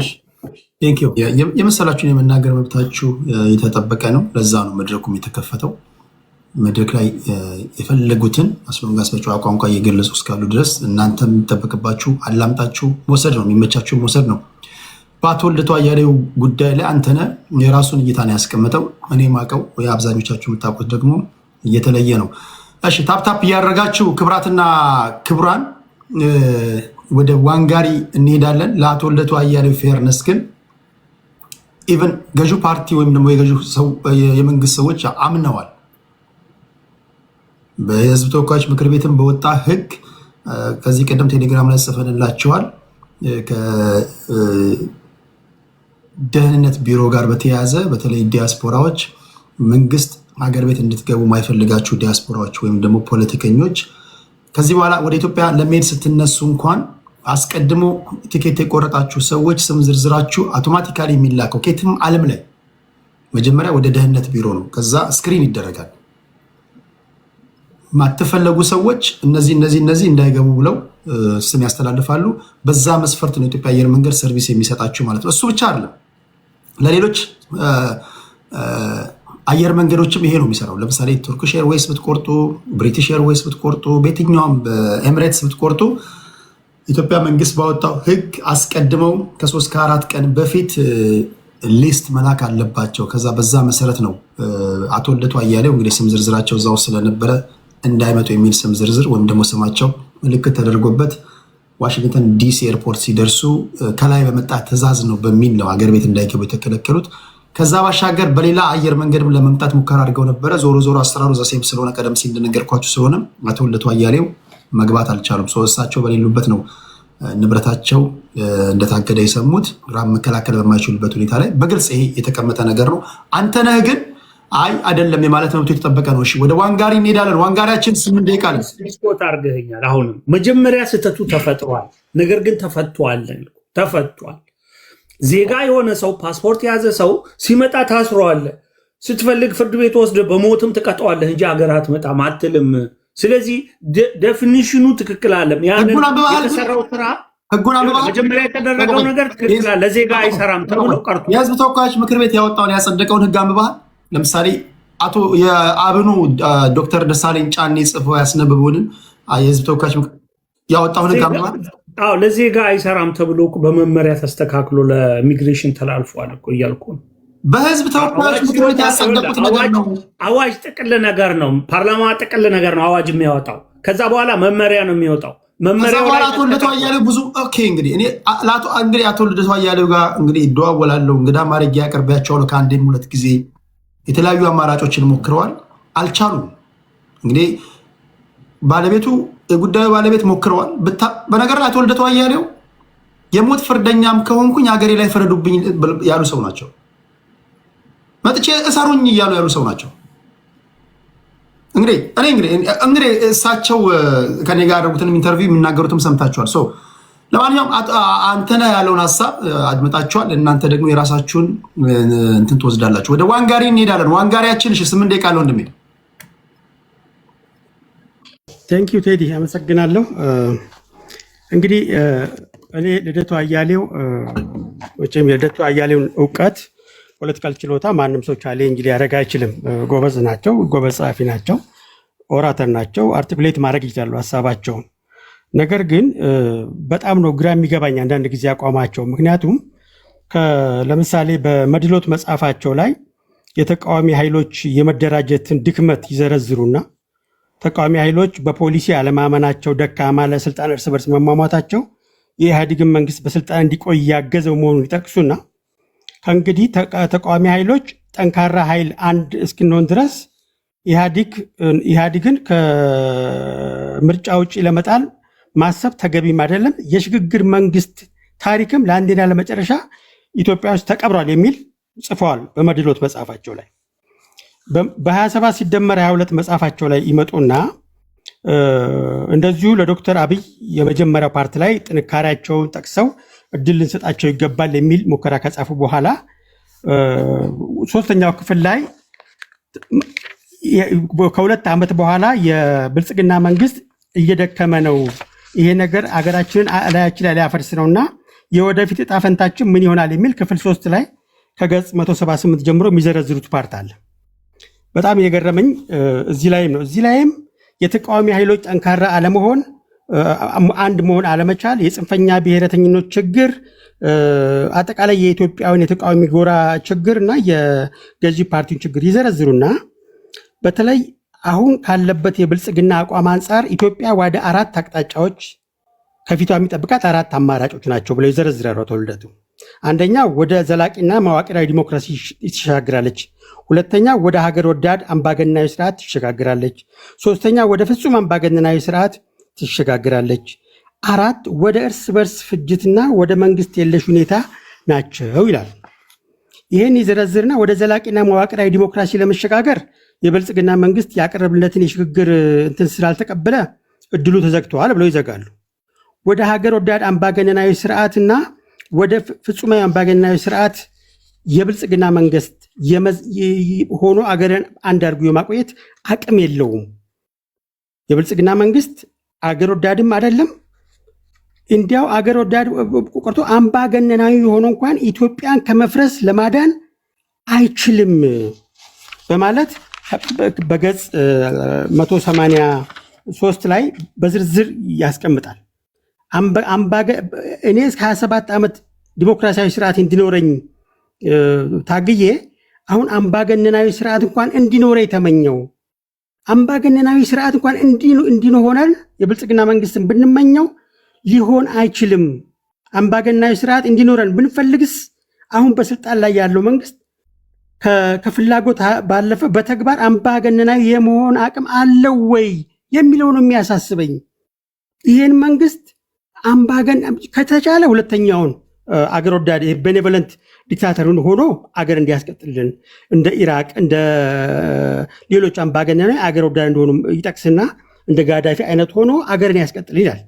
ካልተቻለ ቢያንስ ፍጹማዊ አምባገነን ሆኖ ቢቀጥል እመኛለሁ። ይሄን ስል ልትታዘቡ ትችላላችሁ፣ ግን እወቁ ያለንበት ተጨባጭ ሁኔታ ይሄ መንግስት አምባገነናዊ ሆኖ አገርን የማስቀጠል በአመታት አይደለም ለጥቂት ጊዜ እንኳን የማራመድ አቅም የለውም። ስለዚህ በጸሎቱም ቢሆን ልናግዘው ይገባል ብለው ይጽፋል። በመደመር ሲደመር 27 ሲደመር 2 መጽሐፋቸው ላይ ማለት ነው። እንግዲህ ከእስር ቤት ደግሞ ወጥቶ ጾታ ከእስር ቤት በሚለው መጽሐፋቸው ላይ ደግሞ ይመጡና አረ የብልጽግና መንግስት ፍጹም አምባገነናዊ መንግስት ስለሆነ ተደራጅተን ልንጥረው። እንግዲህ ይሄንን በ2013 ነው ከጾታ ከእስር ቤት የጻፉት። የ27 ሲደመር የጻፉት በ2012 ነሐሴ ወር ላይ ነው። ይሄኛውን ታህሳስ ወር 2013 ነው። የ6 ወር ልዩነት ነው፣ ያም የ5 ወር ልዩነት ነው ያለው። በ5 ወሩ በጸሎት እንኳን ብናግዘው አምባገነናዊ ፍጹም አምባገነናዊ የመሆን እድል የለውም፣ ወደ አገር አልባነት ወደ ሶማሌነት እንቀየራለን ብሎ መጽሐፍ የጻፉት አቶ ልደቱ ከ5 ወር በኋላ ይሄ መንግስት ፍጹም አምባገነናዊ ነው በሚል በጾታ ከእስር ቤት በሚለው መጽሐፋቸው ላይ ይጽፋሉ። እኔ በመጽሐፋቸው እውቀታቸውን ኦራተር በማድረጋቸው አይገርመኝም። አሁንም ቅድም አንተም እንዳነሳው ይሄ ስብስብ በአገር አንድነት እንኳን የማይግባባ ለምሳሌ ያኔ ማን ዶክተር ማን የትግራውን ሰው ያይታል ኢትዮጵያ ጨቁነኛለች ነው የሚለው፣ ስርዓት አይደለም ጨቁኖኛል የሚለው። ጸባቸው ከኢትዮጵያ ጋር ነው። ኢትዮጵያን ለማፍረስ ነው የሚታገሉት። እንዴት አይነት የፖለቲካ ትግል እንደሆነም አይገባም። በኢትዮጵያ አንድነት በኢትዮጵያ ውስጥ የሁሉም ግሩፕ ጥቅም ተጠብቆ መብት ተጠብቆ የኢትዮጵያ በአንድ የፖለቲካል ኢኮኖሚ ሶሳይቲን ፈጥራለን ብለው ሳይሆን የሚነጋገሩት አብሮነት የፈጠሩት ሰዎች አንዱ ወደ ሰሜን የሚያይ አንዱ ወደ ደቡብ የሚያይ አንድ ኮመን አጀንዳ እንኳን በአገራዊ አንድነት ያልተግባቡ ናቸው። አቶ ልደቱ በመጽሐፋቸው ላይ እነዚህን የተቃዋሚ ጎራዎች እነዚህም አንድ እስካልሆኑ ድረስ እንዲያውም የኢህአዴግ መንግስት ስልጣን እንዲቆይ ያሏቸውን አሁን እነዚህን ኃይሎች ምን መስፈርት ወይም ደግሞ ምን አማራጭ አቅርበው ነው ኢትዮጵያን ሊያስቀጥሉ የሚችሉት? ምክንያቱም በእሳቸው ግምገማ የብልጽግና መንግስት 1 ዓመትም 2 ዓመትም ይቆያል አይሉም በመጽሐፋቸው። ምክንያቱም በ27 ሲደመረው በ2 ዓመት እንትን ውስጥ እንዳየነው ይሄ መንግስት እላያችን ላይ ያፈርሳታል፣ እባካችሁ ይሄን መንግስት የምትደግፉም ከልባችሁ ሁኑ እያሉ ሲመክሩ የነበሩት በ1 ዓመት ጊዜ ውስጥ አምባገነን ሆነብን፣ በዚህ ከቀጠለ ዋጋ የለንም ብሎ መጽሐፍ ጽፈው ሲያበቁ በተጨማሪም ስለ አዲስ አበባ ራሳቸው በጻፉት መጽሐፍ ላይ ስለ አዲስ አበባ በጻፉት መጽሐፍ ላይ የኦነጉ ተወካይ ዶክተር ጽጋዬ ከልደቱ ጋር ከምሰራ ከዶክተር አብይ ጋር እሰራለሁ የሚሉ አባል ይዘህ ምን አይነት አብሮነት ነው? ኢዚት ፊዚብል? እንደዚህ አይነት ፖለቲካ የት ዓለም ላይ ያለው? ማንን ኮንፊውዝ ለማድረግ ነው? አቶ ልደቱ እውነት ፖለቲካ መርተው ስልጣን ለመያዝ ነው የሚታገሉት ወይስ ተቃዋሚ ኃይሎች ወደ ስልጣን እንዳይመጡ ነው የሚሰሩት? ምክንያቱም ይህን የምልበት በድፍረት በመድሎት መጽሐፍ ላይ የተቃዋሚን ኃይል ከዚህ በኋላ ስለ ሽግግር መንግስት እንዳታስቡ ብሎ መጽሐፍ ጽፈው ሲያበቁ አሁን ደግሞ መጥተው በ27 ሲደመር 2 መጽሐፋቸው ላይ የሽግግር መንግስት ሳይሆን የሽግግር ሂደት የሚል የኮንሰፕት ማሳሳቻ ሀሳብ በማምጣት ኢህአዴግና በ27 ሲደመር 2 ኢህአዴግ ማለት ብልጽግና ማለት ኢህአዴግ ቁጥር 2 ነው ብለው ከጻፉ ለኢህአዴግ የሽግግር መንግስት አያስፈልግም ካሉ ለኢህአዴግ ቁጥር 1 ለኢህአዴግ ቁጥር 2 የሽግግር መንግስት ያስፈልጋል ያሉበት መስፈርታቸው ምንድን ነው? ብዙ ጊዜ ለምንድን ነው ፖለቲከኞቻችን ማህበረሰቡን ፖለቲካሊ ስቴብል እንዳይሆን ወጥ የሆነ የፖለቲካል ኢኮኖሚ መመስረት እንዳይችል ለምን እንደሚጋፉ አያገባኝም። ስለምታገኛቸው አቶ ልደቱን እንዳው ይሄን ጠይቅልኝ። እኔ የራሳቸውን መጽሐፍ ነው እየጠቀስኩ ማወራው፣ ገጹንም ጠቅሼላችኋለሁ። በጣም በሚያስገርም ሁኔታ ማለት ነው። በምን ላይ ተነስተው ነበር ይሄ መንግስት 1 ዓመት 2 ዓመት እችን ሀገር ይዞ መቆየት አይችልም፣ እባካችሁ ዲክታተር እንኳን ሆኖ እችን ሀገር እንዲያቆይልን በጸሎት እናግዘው ያለውን መንግስት አሁን ደግሞ እባካችሁ ባንግባባም ተግባብተን እንጣለው ወደሚለው መምጣት ይሄ ፖለቲካ ነው ወይ? እኔ ፐርሰናል ኢንቴግሪቲያቸውን ቻሌንጅ እያደረኩ አይደለም። አቋማቸውን በመጽሐፍ የጻፉትን ኢንኮንሲስተንት የሆኑትን አቋማቸውን እባክዎትን ወጥ የሆነ ፖለቲካዊ አቋሞትን ያሳውቁን። ቡርጃጂ ውስጥ ቡርጃጂ ማለት ኮንፊውዥን ማለት ነው። ኮንፊውዥን ውስጥ አይጨምሩን፣ አያምታቱት። ይሄ ለፖለቲካው ግንባታችን ገንቢ አይደለም የሚለውን መልዕክት ማስተላለፍ ነው የምፈልገው። ቀሪ ደግሞ ሀሳቤን በቀጣዩ ነጥቦች ላይ እመለስበታለሁ። ቴንክ ዩ ዋንጋሪ። ታፕታፕ እያደረጋችሁ ይሄ እኮ ወደዳችሁ ከኢትዮጵያ ሕዝብ ተወካዮች ምክር ቤት ከፓርላማው የበለጠ ቤት ነው። የሚከራከራለ በዚህ ፓርላማ ላይ ከገዢው ፓርቲ የተለየ ሀሳብ ካንጸባረቅ ስትወጣ ተጠበቀ ታፈነ ትወሰዳለ። ወይ ማጅራትን ሊመታ ይችላል፣ ወይ በቦክስ መታው ሊጥሉ ይችላሉ። እዚህ እኮ ተናግረህ እኮ ትተኛለህ። ሚነካ የለ ለምን ተናገርክ የሚል የለ። ስለዚህ ታፕታፕ እያደረግ ለማለት ያለው ታፕታፕ እያደረግ ወደ ቅድስታችን እንሄዳለን። ቅድስታችን 8 ደቂቃ ለሸቴ። አመሰግናለሁ ቴዲዬ። መጀመሪያ ከተነሱት ተነስቼ ወደ ዋናው ሀሳቤ እገባለሁ። በተለይ አቶ ልደቱን በሚመለከት የተፈጠሩትን ነገሮች አንተነህ ሲያነሳ ሰምቻለሁ እና ሁላችንም ያየነው ገዢው ፓርቲ የሚያመንበት አቶ ልደቱ ኢትዮጵያ ውስጥ ገብቶ ለመታገል ያሳዩትን ቁርጠኝነት ያሳየ ነው። ይሄንን መካድ አንችልም። ከዛ በኋላ ጉዳዩ ተፈቷል የሚል ነገር ይዘው መጥተው ነበረ። መንግስት ነው፣ የመንግስትነት ሚናውን ነው መወጣት ያለበት እንጂ ሲፈልግ የሚከለክልህ ሲፈልግ የሚያስገባህ አይነት ነገር መሆን የለበትም። ይሄ ተገቢም አይደለም። በፈቀደ በፈለገ ሰዓት የሚያስገባህ ባልፈለገ ሰዓት ደግሞ መግባት አትችልም ብሎ የሚከለክልህ አይነት ስርዓት ምንም እንኳን የመንግስት ደጋፊም ብትሆን ለዘላቂነት አይጠቅምም። በቃ ስልጣን ላይ የወጣው አካል ሁሉ እንደፈለገ የሚያደርግበት ስርዓት ሀገራችን ላይ መኖር የለበትም። ልደቱ ሀሳብ አለው።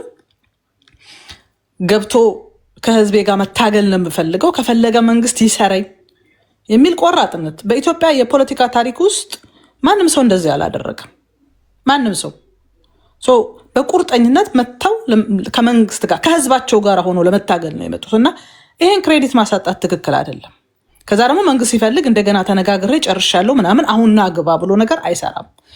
ህግ ነው ለመንግስትም ለማንኛውም ዜጋ ገዢ መሆን ያለበት የሚለውን ለማስተላለፍ ፈልጌ ነው። በተጨማሪ ሰልፎች ላይ ምርጫ ነው ሰልፍ ማድረግ አይቻልም ምናምን የሚል ለኢትዮጵያ የማይጠቅም አይነት ሀሳቦች እየሰማሁ ነው ያለው። አንደኛ አንድ ዜጋ ጥያቄ ካለው ጥያቄን በሰልፍ መግለጽ አለብኝ ካለ በሰላማዊ ሰልፍ የመግለጽ ህገ መንግስታዊ መብት አለው። እነከሌ ናቸው ሰልፉን የሚያደርጉት አይመቹኝም ስላልክ ይሄን ማስቆም አትችልም። መንግስት ሲፈልግ ሰልፍ ያደርጋል። የመንግስት ተቃዋሚ የሆኑ አካላትም ፖለቲካ ፓርቲዎችም ሰልፍ የማድረግ ህገ መንግስታዊ መብት አላቸው። ይሄንን የማስከበር ኃላፊነት ደግሞ መንግስት አለበት። ሰልፎች ግን ሁልጊዜ ምንድነው መሆን ያለባቸው ካል በሰላማዊ መንገድ የሀገርን የህዝብን ጥቅም የማይነካ እርስ በርሳችን የማያጋድለን ግን ያለህን ሀሳብ በሰላማዊ መንገድ የምትገልጽበት ሰልፍ መፈቀድ አለበት። ሀገራችን ዲሞክራሲያዊ ስርዓት እንዲኖራት የምንፈልግ ከሆነ እንዲህ አይነት መብቶችን መንግስት ማክበር እንዳለበት መክፋት ያስፈልጋል። ሰላማዊ የሆነ ሰልፍ መፈቀድ አለበት። ራሱም ቃሉም የሚለው ሰላማዊ ሰልፍ ነው። ከመሳሪያ ከህወት ከጩኸት ከብጥብጥ ከምናምን የጸዳ ሀሳብ ብቻ የሚመጣበት ማለት ነው። ስለዚህ አንፈቅድም የሚባል ነገር የለም። በምርጫ ወቅት ሰልፍ የማይደረግባቸው ቅስቀሳ የማይደረግባቸው ምርጫ ቦርድ የሚያወጣው ጊዜዎች አሉ። በዛ ጊዜ ማድረግ አትችልም። ከዛ ቀደም ባሉ ጊዜዎች ግን ጥያቄ ካለ ህጉን አክብረህ ማድረግ ትችላለህ። ይሄ መፈቀድ አለበት የሚል ነው የኔ ሀሳብ። ወደ እነ ልደቱ የዛሬው መግለጫ ስመጣ ከጥሩ ነገሩ መጀመር ፈልጋለሁ። በሰላማዊ መንገድ መሰባሰብ አለብን፣ ከጦርነት ባሻገር መንግስትን ለመጣል ልዩነታችንን አስቀምጠን መሞገት አለብን ብሎ ኢኒሼቲቭ መውሰድ ይሄ ጥሩ ጅምር ነው። መለመድ አለበት። ዜጎች እንዲህ አይነት ውይይቶችን ለማድረግ በጣም የሚጠላሉ የማይተያዩ ምናምን አካላት እንደው በትንሹም ቢሆን ለመነጋገር ነገሮችን እየከፈቱ መሄድና በሰላማዊ መንገድ መታገል አለብኝ የሚል ሀሳብ ሲመጣ ይሄ መደገፍ አለበት እና ጥሩ ጎኑ ይሄ ነው። ሰላማዊ ነገር ሁልጊዜ ለሀገር ስለሚጠቅም። እዚህ ውስጥ የተሰበሰቡ ሰዎችስ ምን ሊያደርጉ ይችላሉ? የዚህ ስብስብ ተአማኝነት የኢትዮጵያ ሕዝብ ሊቀበለው የሚችልበት የፖለቲካ ኢንተግሪቲው ምን ይመስላል የሚለውን ማየት ያስፈልጋል። እንግዲህ ገና ከስሙ ስንጀምር አብሮነት ለኢትዮጵያ ነው የሚለው። እዚህ ውስጥ በኢትዮጵያዊነቱ ማያምን ሰው አለ? ኢትዮጵያ ራሷ ሀገረ መንግስቷ እስር ቤት ናት ብሎ የሚያምን አለ? ጨቋይ ናት የሚል አለ? ሀገሪቷ እንድትፈርስ ከየትኛውም አካል ጋር ሰራለው የሚል አለ? አይ ሀገራችንማ መፍረስ የለባትም፣ ለሀገራችን በሀገሬ ጉዳይ አልደራደርም የሚል ኃይል አለ። እነዚህን ኃይሎች ምን እንዳደረጋቸው ብለን ስናይ አንደኛው መንግስትን መጣል አለብን የሚል አቋም የያዙ ናቸው። ሁለተኛው ሁሉም የሽግግር መንግስት ይፈልጋሉ። የሽግግር መንግስት ለምን ይፈለጋል ብሎ ደግሞ ማየት ያስፈልጋል። የሽግግር መንግስት የሚፈልጉ ኃይሎች ሁልጊዜ በኢትዮጵያ ፖለቲካ ውስጥ ከዚህ በፊት የተፈጠሩትን ነገሮች ወደኋላ ሄደን እንድናይ ያስገድደናል። የሽግግር መንግስት ኢትዮጵያ ውስጥ ሲደረግ ሁልጊዜ አድቫንቴጁን የሚወስደው የታጠቀ ኃይል ነው። ፖለቲካውን በበላይነት መምራት የሚችለው ኃይል እንጂ በኢትዮጵያ የፖለቲካ ባህል አሁን ተሰብስበናል፣ በጋራ ሊያስኬደን የሚችል ህገ መንግስት እንቅረጽ፣ እናሻሽል። የእኛ ሚና የማሰባሰብ ነው፣ የማቀናጀት ነው። ከዛ በኋላ ደግሞ ለሌሎች ኃይሎች እንስጥ የሚል ፖለቲካዊ እሳቤም ፍላጎትም ባህልም የለንም። ስለዚህ እስካሁን ባለው የፖለቲካ ሂደት ስልጣን ያላገኙ ሰዎች ግን እንደምንም ገፋፍተው የሽግግር መንግስት ቢፈጠር የሚፈልጉትን ስልጣን ለማግኘት እድል ይፈጥርላቸዋል። እዚህ ውስጥ ያለው ስብስብ የሚያሳየኝ ይሄንን ነው። እኔ በእኔ ግምገማ እዚህ ውስጥ ያለው ስብስብ ስልጣን ማግኘት ይፈልጋል፣ ወደ ስልጣን መምጣት አልቻለም። ብዙ ዓመታት ፖለቲካ ላይ የቆዩ ሰዎች ናቸው። ብዙ ዓመታት የፖለቲካ ፓርቲ ሊቀመንበር ሆነው የቆዩ ናቸው። ምክትል ምናምን እንኳን ሆነው አልቆዩ። በሆኑባቸው ጊዜዎች እንዴት ፓርቲ ሲያፈራርሱ እንደነበረ እናውቃለን። ስለዚህ የስልጣን ጥም አላቸው፣ ፍላጎት አላቸው። የስልጣን ጥማቸውን ማርካት የሚፈልጉት የሽግግር መንግስት በሚባል ጨዋታ ውስጥ ነው። አለበለዛ ኢትዮጵያ ፖለቲካ ውስጥ መጥተው ኮምፒውት ማድረግ አይችሉም። በአንድም በሌላ መልኩ የፖለቲካ ፓርቲ አመራር ሆኖ ምን አይነት ነገር ሲሰሩ እንደነበር እናውቃቸዋለን። ሌላኛው አሁን ባለ የኢትዮጵያ ፖለቲካ ውስጥ ታጣቂ ኃይሉም አይቀበላቸው። አሁን ይሄን ሀሳብ ይዘው ሄደው ለታጣቂ ኃይሎች እንደዚህ ምናምን ብለው ቢሉ ማንም አይቀበላቸውም። የተደራጀም የፖለቲካ እሳቤ ያለው እንቅስቃሴ የላችሁ። ስለዚህ የዚህ ስብስብ የመጨረሻው ስራውና በተለያየን መግለጫ ሰጡ ብዬ ነው የምለው ነገር በውጭ ያለው ዲያስፖራ ሰልፍ የማድረግ የሚደግፋቸውን ቡድኖች ገንዘብ የማዋጣት ምናምን ነገሮች ቀዝቅዘዋል። ስለዚህ ይሄ ቡድን አሁን ዋና ስራው ይሆናል ብዬ የማስበው ሰልፎችን ያቀናጃል። በውጭ የሚደረጉ ሰልፎችን ያቀናጃል። ሰዎች ከተለያየ ቦታ ወደ ሌላ ቦታ እየሄዱ ሰልፍ እንዲያደርጉ፣ ገንዘብ እንዲያዋጡ፣ የተለያዩ ነገሮችን ለማድረግ አቅም ያለው ይመስለኛል። አሁን ከዛ ውጭ ግን ይሄ ነው የሚባል የፖለቲካ እንትን ለታጣቂዎችም ሊያመጣ አይችልም። አሁን ባላቸውም ስብስብ ኢትዮጵያ ውስጥ የተለየ የፖለቲካ ተጽዕኖ ያመጣል ብዬ አላስብም። በዋናነት ግን ፕሮቮክ ማድረግ የፈለገው ደግሞ አካል እንዳለ ይሰማኛል። ለምሳሌ የብልጽግና መንግስትን ስታይ የሽግግር መንግስት ሲባል የብልጽግና ደጋፊዎች ይሄን የሚሰማቸው ይመስለኛል። በጣም ነው የሚናደዱት። ስለዚህ አሁን እነሱም በደንብ ማናደድ ፈልገዋል። ለዛ ይመስለኛል እያደረጉ ያሉት ነው። መለሳለሁ ሌላውን። እውነት ለመናገር የውስጣቸውን ምንም ሳያድበሰብሱ ፍላጎታቸውን ቀጥታ በመናገር ረገድ እኔ በኔ ትዝብት የፋኖ አመራሮች ናቸው። እስካሁን እኔ በኔ ትዝብት አያድበሰብሱም፣ አይደባበቁም። ዋናው ዓላማችን ይሄ ነው፣ ከላይ ያለውን እንንገራ ኃይሉ ምንድን ነው ዓላማቸው ስትለው 4 ኪሎ እንገባለን ይላል። ይገባሉ አይገቡም፣ በቃ ምንፈልገው 4 ኪሎ ነው ይላል። ይሄ ነው ምናምን። አንዳንድ ታጣቂዎች ጋር የምታዩቸው ነገሮች ፊት ለፊት ለምሳሌ በቲፒኤልኤፍ በኩል ስትመጡ ኢንድ ጎላቸው 4 ኪሎ መግባት ነው የሚነግሩ፣ ግን እሱን አረግ እኛ 4 ኪሎ ምን ያደርግልናል? እኛ እኮ አስረክበን ነው የወጣነው። እኛ ዋነኛ ዓላማችን እኮ የተፈናቀሉት እንዲመለሱ ነው፣ ግዛታችን እንዲመለሱ ነው። ከዛ በኋላ ወር ኦኬ ምናምን ይላል። በሌላ በኩልም በታጣቂ ኃይሎች ሳይሆኑ እንዴት የተሰባሰቡ ፖለቲካ ኃይሎችንም ስታያቸው አይነግሩም። እኛ ስልጣን አንፈልግም ይለዋል። እኛ የሽግግር መንግስት እንዲመሰረት ነው የምንፈልገው፣ ከዛ በኋላ እንመለሳለን ይላሉ። ግን ያለፉ ታሪካችንን ስናይ የሽግግር መንግስት እንፈልጋ ካቋቋሙ በኋላ የፖለቲካ ምህዳሩን ካስተካከልን በኋላ እኛ ወደ ስራችን እንመለሳለን ብሎ ቃሉን ጠብቆ ወደ ስራ ይገባል። ወይም ደግሞ ፊት ለፊት የምንፈልገው ይሄንን ነው ብሎ ፖለቲከኞች ሲነግሩ አይታል። ሁሉም ፖለቲከኞችን ስጠይቋቸው እኔ ስልጣን አልፈልግም ይላል። ግን እሺ ምንድነው መንግስትን እንጣል። መንግስትን ከጣልክስ በኋላ ስልጣን ለሚገባው እናከፋፍላለን። ለሚገባው የምንሰጠው ለነማን ነው የምንሰጠው? ህዝቡ ማወቅ አለበት እኮ። ለምሳሌ በግልጽ ስትናገሩ ቻሌንጅም ካለ ቻሌንጁን ትቀበላለህ። ለምሳሌ 4 ኪሎ መግባት ፈልጋለሁ፣ ማስተዳደር ፈልጋለሁ፣ ብለህ ስትናገርና 4 ኪሎን አልፈልግም ስልጣን አልፈልግም ብለህ ውስጥ ግን ስልጣን እንደሚፈልግ ሆኖ ስትቀርብ የተለያየ ነገር ነው። ቻሌንጅ ለማድረግም ከባድ ይሆናል። እንደዚህ አይነት ነገሮች ይታያሉ፣ በግልጽ ያለመናገር ነገሮች እና ቅድም ከታዘብናቸው ነገሮች ሌሎች ያዩዋቸው ሰዎች የስልጣን ፍላጎት የለንም ነው የሚሉት።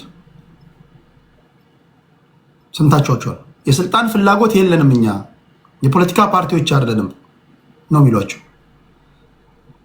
and at the same time ከኛ ጎን ሆኑና መንግስትን እንጣል ይሏቸዋል። ከዛ በኋላ ወዴት ነው የምትወስዱን ብሎ መጠየቅ የአንድ ጤነኛ ሰው ጥያቄ ይመስለኛል። ኦኬ ከየት ወዴት እንደምትወስዱኝ አትሊስት ማወቅ አለብኝ እኮ ብላችሁ መጠየቅ አለባችሁ እናንተም። እና በፖለቲከኞች በኩል የግልጸኝነት ነገር ጉድለት ይታያል። በመንግስት በኩል ልክ አሁን ለፋኖ እንደተናገርኩት በመንግስት በኩል አንድ የምታደንቁት ነገር የሽግግር መንግስት የሚባል ነገር አንሰማም፣ በቃ መስማት አንፈልግም። ቅድም ሀብታሙ አያሌው ማንስቷል ጥያቄው በቃ ግልጹን አስቀምጧል። የሽግግር መንግስት እንደውም ጠቅላይ ሚኒስትሩም ተናግሯል እኮ የሽግግር መንግስት የሚባል ጨዋታ ከኔ ጋር እንዳትጫወቱ ከኛ ጋር እንዳትጫወቱ ብሏል። በሌላ አባባል ለድርድር የሚቀርብ ነገር አይደለም አንፈልግም ነው ያለው። አትሊስት በቃ ግልጹ ነግሯል። በቃ ከዛ በመለስ ያለው ነገር ደግሞ መጫወት አለብን። ምንድን ነው የምትፈልገው አንተ? ከመንግስት ጋር እንደራደር በሽግግር መንግስት የተሰበሰብነው ለዛ ነው ካልክ መንግስት እኮ ነግሯል። በዚህ ጉዳይ እንደራደርም። ኢቭን የምክክር ኮሚሽን ሰዎች እኮ ይሄ ሰብስበው አናገራቸው ሰምታችኋል። ይሄ የሽግግር መንግስት የሚባል ጨዋታ ከኦፕሽን ላይ የሌለ ነገር ነው፣ በቃ እሱን እርሱት ብሏል። እሱን እርሱት ካለ እዚህ ጋር ደግሞ የምትሰበሰበው አካል የሽግግር መንግስት ስለማቋቋም ነው ወይ ከመንግስት ጋር ስለመደራደር ነው ካልክ አልተግባብቶም አይሆንም ወይ? እሱ መመለስ አለበት። በተረፈ ግን ቅድስት ፌር የሆነ አናሊሲስ የሰጠችው የእነሱንም ሀቅ አልበላችባቸውም፣ ደካማ ጎናቸውንም እንትን አላለችም። እንደዚህ ነው መሆን ያለበት። አለን እንግዲህ አንተ ቅድም ያቀረብከው እነ ልደቱ ለአገር ፖለቲካ እንቅስቃሴ ድምቀት ጥሩ ነው። ሌላ ስራ ሰርቶ ማቅ ሰው አሁን ለምሳሌ ዘፈን ውስጥ የኖረ ሰው ከዘፈን ውጪ ሌላ ምንም ማድረግ አይችልም። ዘፈን እንኳን አርጅቶ ቢያረጅ እንኳን ያንጎራጉራል። ቤት ውስጥ መድረክ ላይ ማይክ ይዞ ሰው ማዝናናት ቢያቅተው አርጅቶ እንኳን ያንጎራጉራል። እና እነ ልደቱ አይነት ተወልዶ ካደጉና አቅመ አዳም ከደረሱ በኋላ ከትምህርት ቤት ከወጡ የሚያውቁት ፖለቲካ ነው። ከዛ ውጪ የሞከሩት የስራ እድል የለም። ሱስም ነው፣ እንቅልፍ አይዛቸውም። አንዳንድ ጫት ቃሚ ጫት የሚቅም ሰው ቴዲ እኔ ሞካክሬ ያለው ሞክረ ካላወቅ 1-2 ቀን 3 ቀን ካልቃምክ ማለት ነው የሆነ ዱካክ ይመጣባል። ሌሊት የሚያስጮህ የሚያርድ አይነት ነገር የሆነ በቃ እንቅልፍን የሚነሳ ነገር ይገጥመሃል ማለት ነው። ወይ ትተህ እስከምትለምደው ወይ እስከምትቅመው ማለት ነው። የኢትዮጵያ ፖለቲከኞችም እንደዛ አይነት ባህሪ ስላለባቸው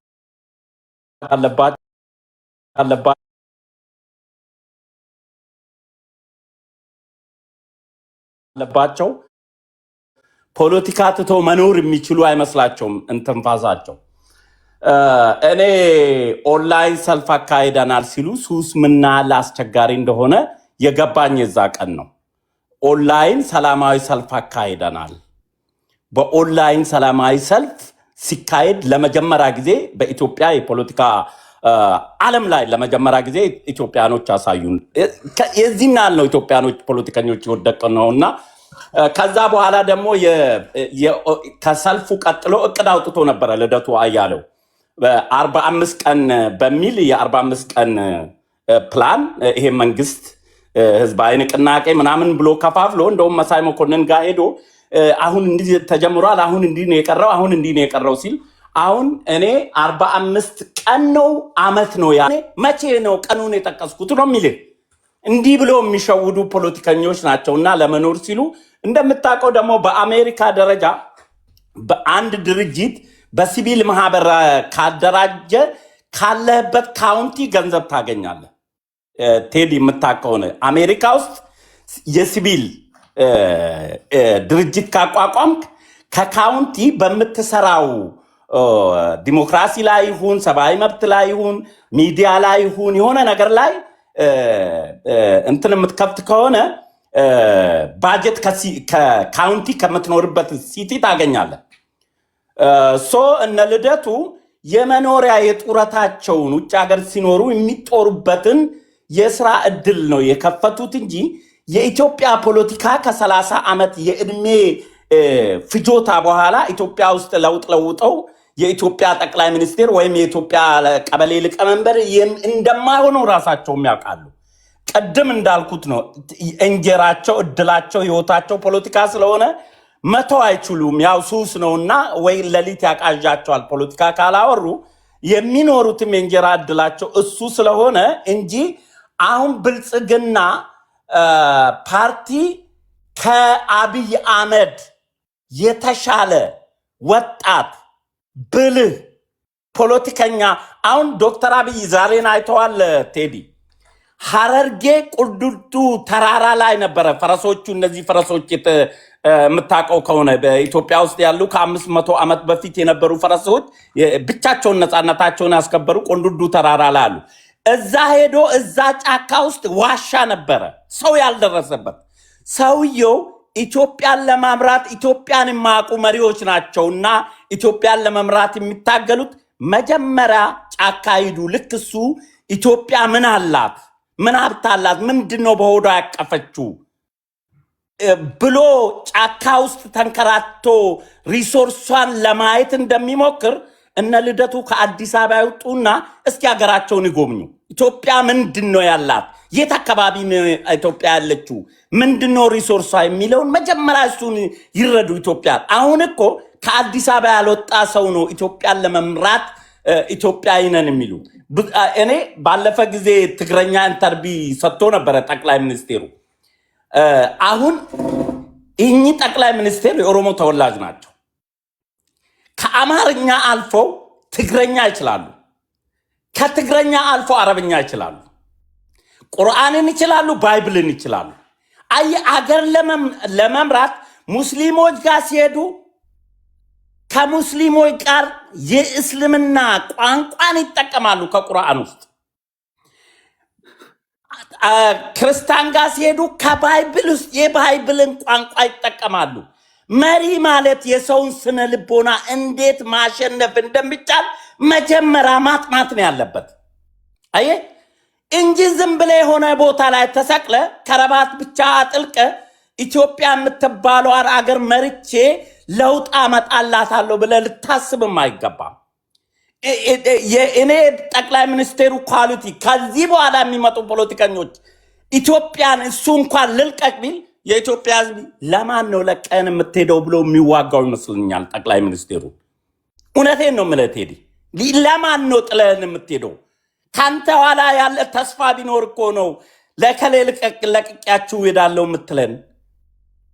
ልትለቀንና ልትሄድ አትችልም ብሎ ጦርነት ጫካ የሚገባ ግሩፕ ይኖራል ብዬ ነው እንኳን ሊያወርደው ማለት ነው።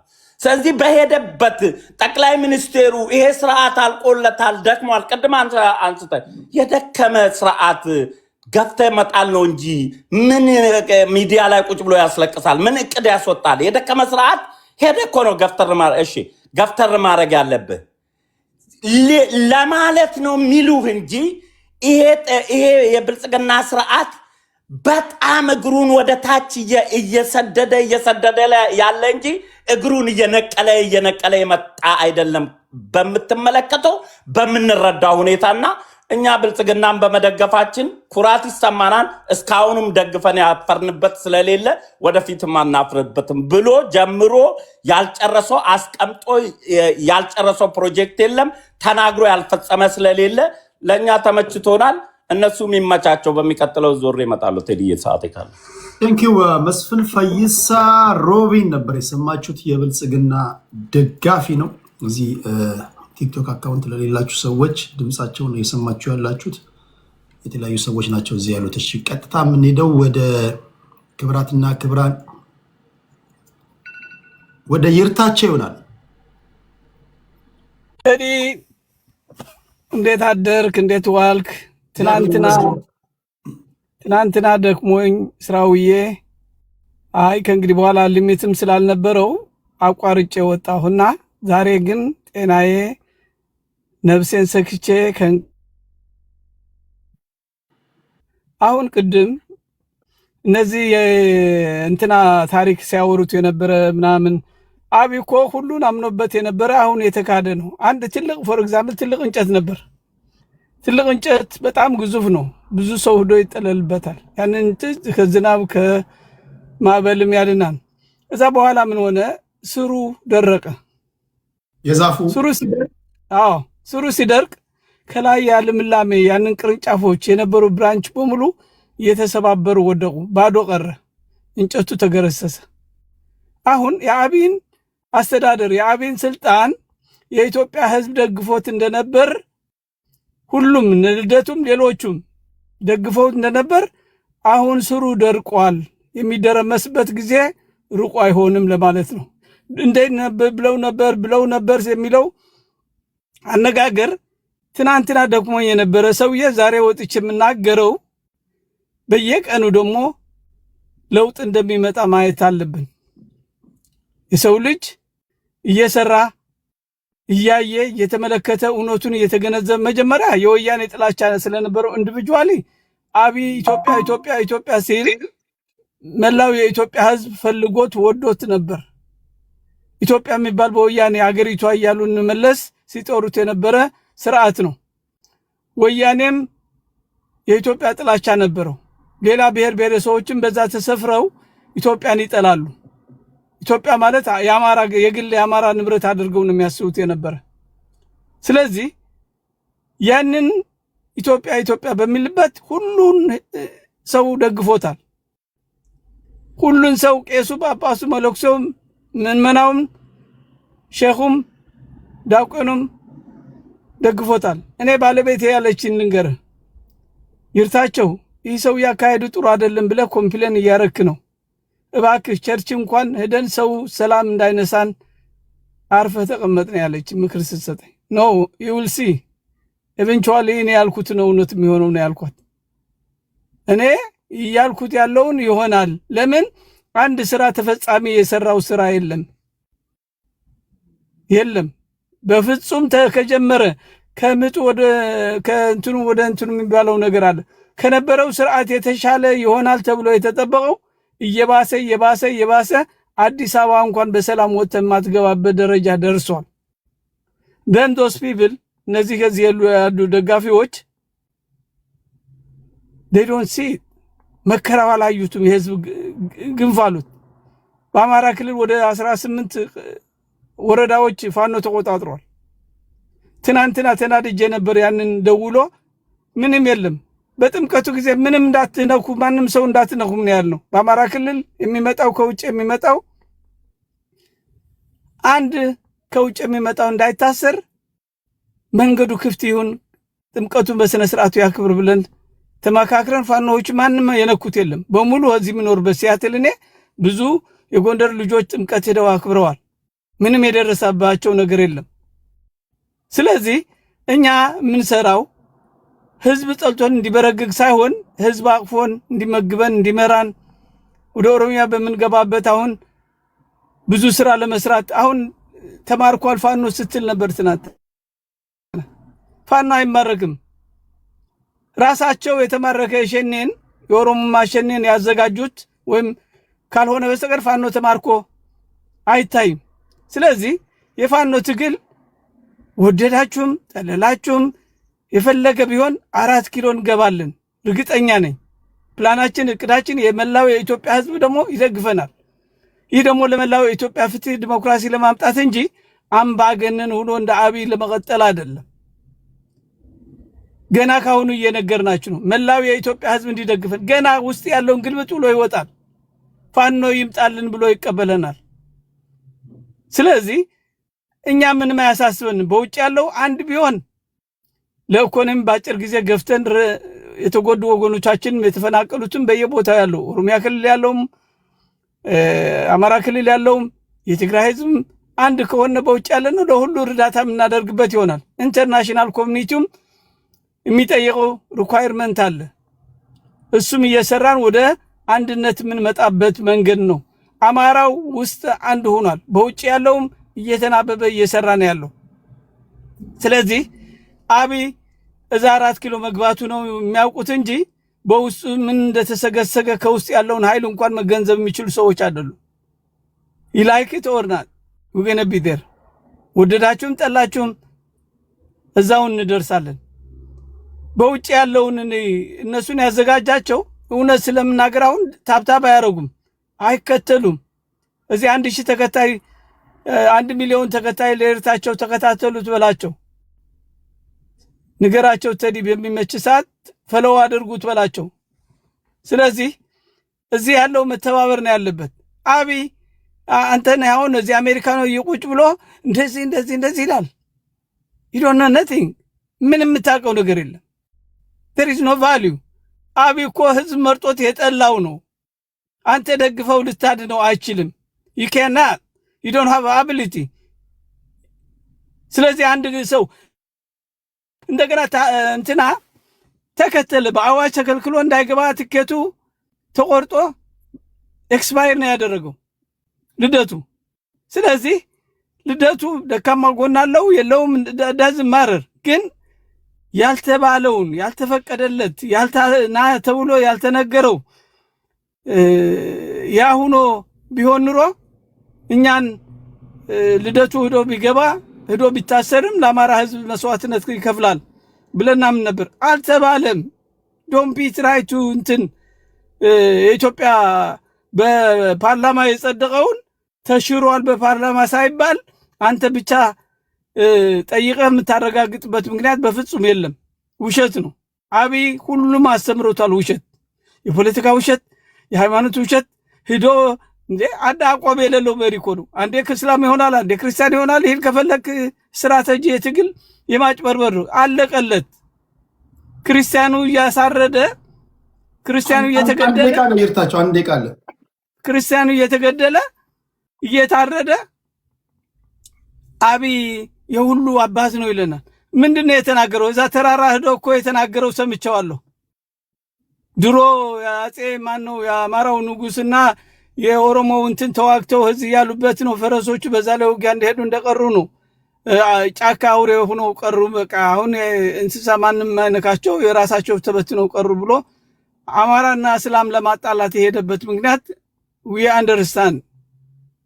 ደጋፊ ሲያጣ አሁን ወደ ዛም ወደዛ እስከ ወርቅ ድረስ ይህን ትግሉ ይቀጥላል። እንደዛ ያደርጋል።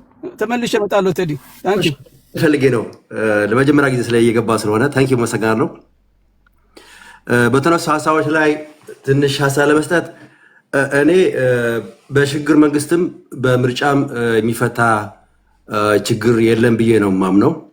ኢትዮጵያ ውስጥ አሁን ሽግግር መንግስት ሲባል ከየት ወዴት ነው የሚሻገረው፣ እንዴት ነው የሚሻገረው፣ ማን ነው የሚያሻገረው የሚሉ ብዙ ጥያቄዎች ይዞ ይመጣል። ምክንያቱም ኢትዮጵያ ውስጥ አሁን ልንተገብረው እንኳን ብንል ብዙ ችግሮች ነው የሚያመጣው። አንደኛ የፓወር ስትራግል ይመጣል። ምክንያቱም የትራዲሽናል የሽግግር መንግስቱ መሪ ማን ይሆናል የሚለውን እኔ ነኝ የሚል ነገር በቀጥታ ፓወር ስትራግሉ ይመጣል ማለት። ሁለተኛ ደግሞ የቅቡልነት ጥያቄ ይነሳል። ለምሳሌ አንዱ አክተር እኔ እዚህ ላይ አልገባም ቢል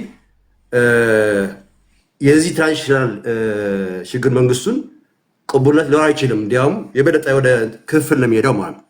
እንደገና ደግሞ በዚህ በሽግግር መንግስት ላይ የሚሾመው ኃይል ኢትዮጵያን ወደ አላስፈላጊ የበለጠ ክራይሲስ ውስጥ ሊያስገባ ይችላል። በጣም ዊክ ሊያደርጋ ይችላል ማለት። ምክንያቱም ቴምፖራሪ ኃላፊነት የተወሰነ ኃላፊነት ያለውን ኃይል ስለሚሆን ወደ ክራይሲስ ውስጥም ሊያስገባን ይችላል ማለት ነው። ተግባራዊ ሊሆን አይችልም። ባይ ዘ ወይ ማንም ያተገብረው እንዴት ነው የሚያተገብረው የሚል ፕሮግራም የለውም። ገብቷል? መርህ የለውም። ስለዚህ ዝም ብሎ ለይስሙላ ከመስጠቀር ፕራክቲካል አይሆንም ብዬ ነው የማስበው። በምርጫ ጉዳይም ያው የምታውቁ ነገር ነው። እስካሁን ድረስ በኢትዮጵያ ውስጥ ነፃ ምርጫ የሚባል ተደርጎ አይታወቅም። ምክንያቱም ተቋሞቹ ይታወቃሉ።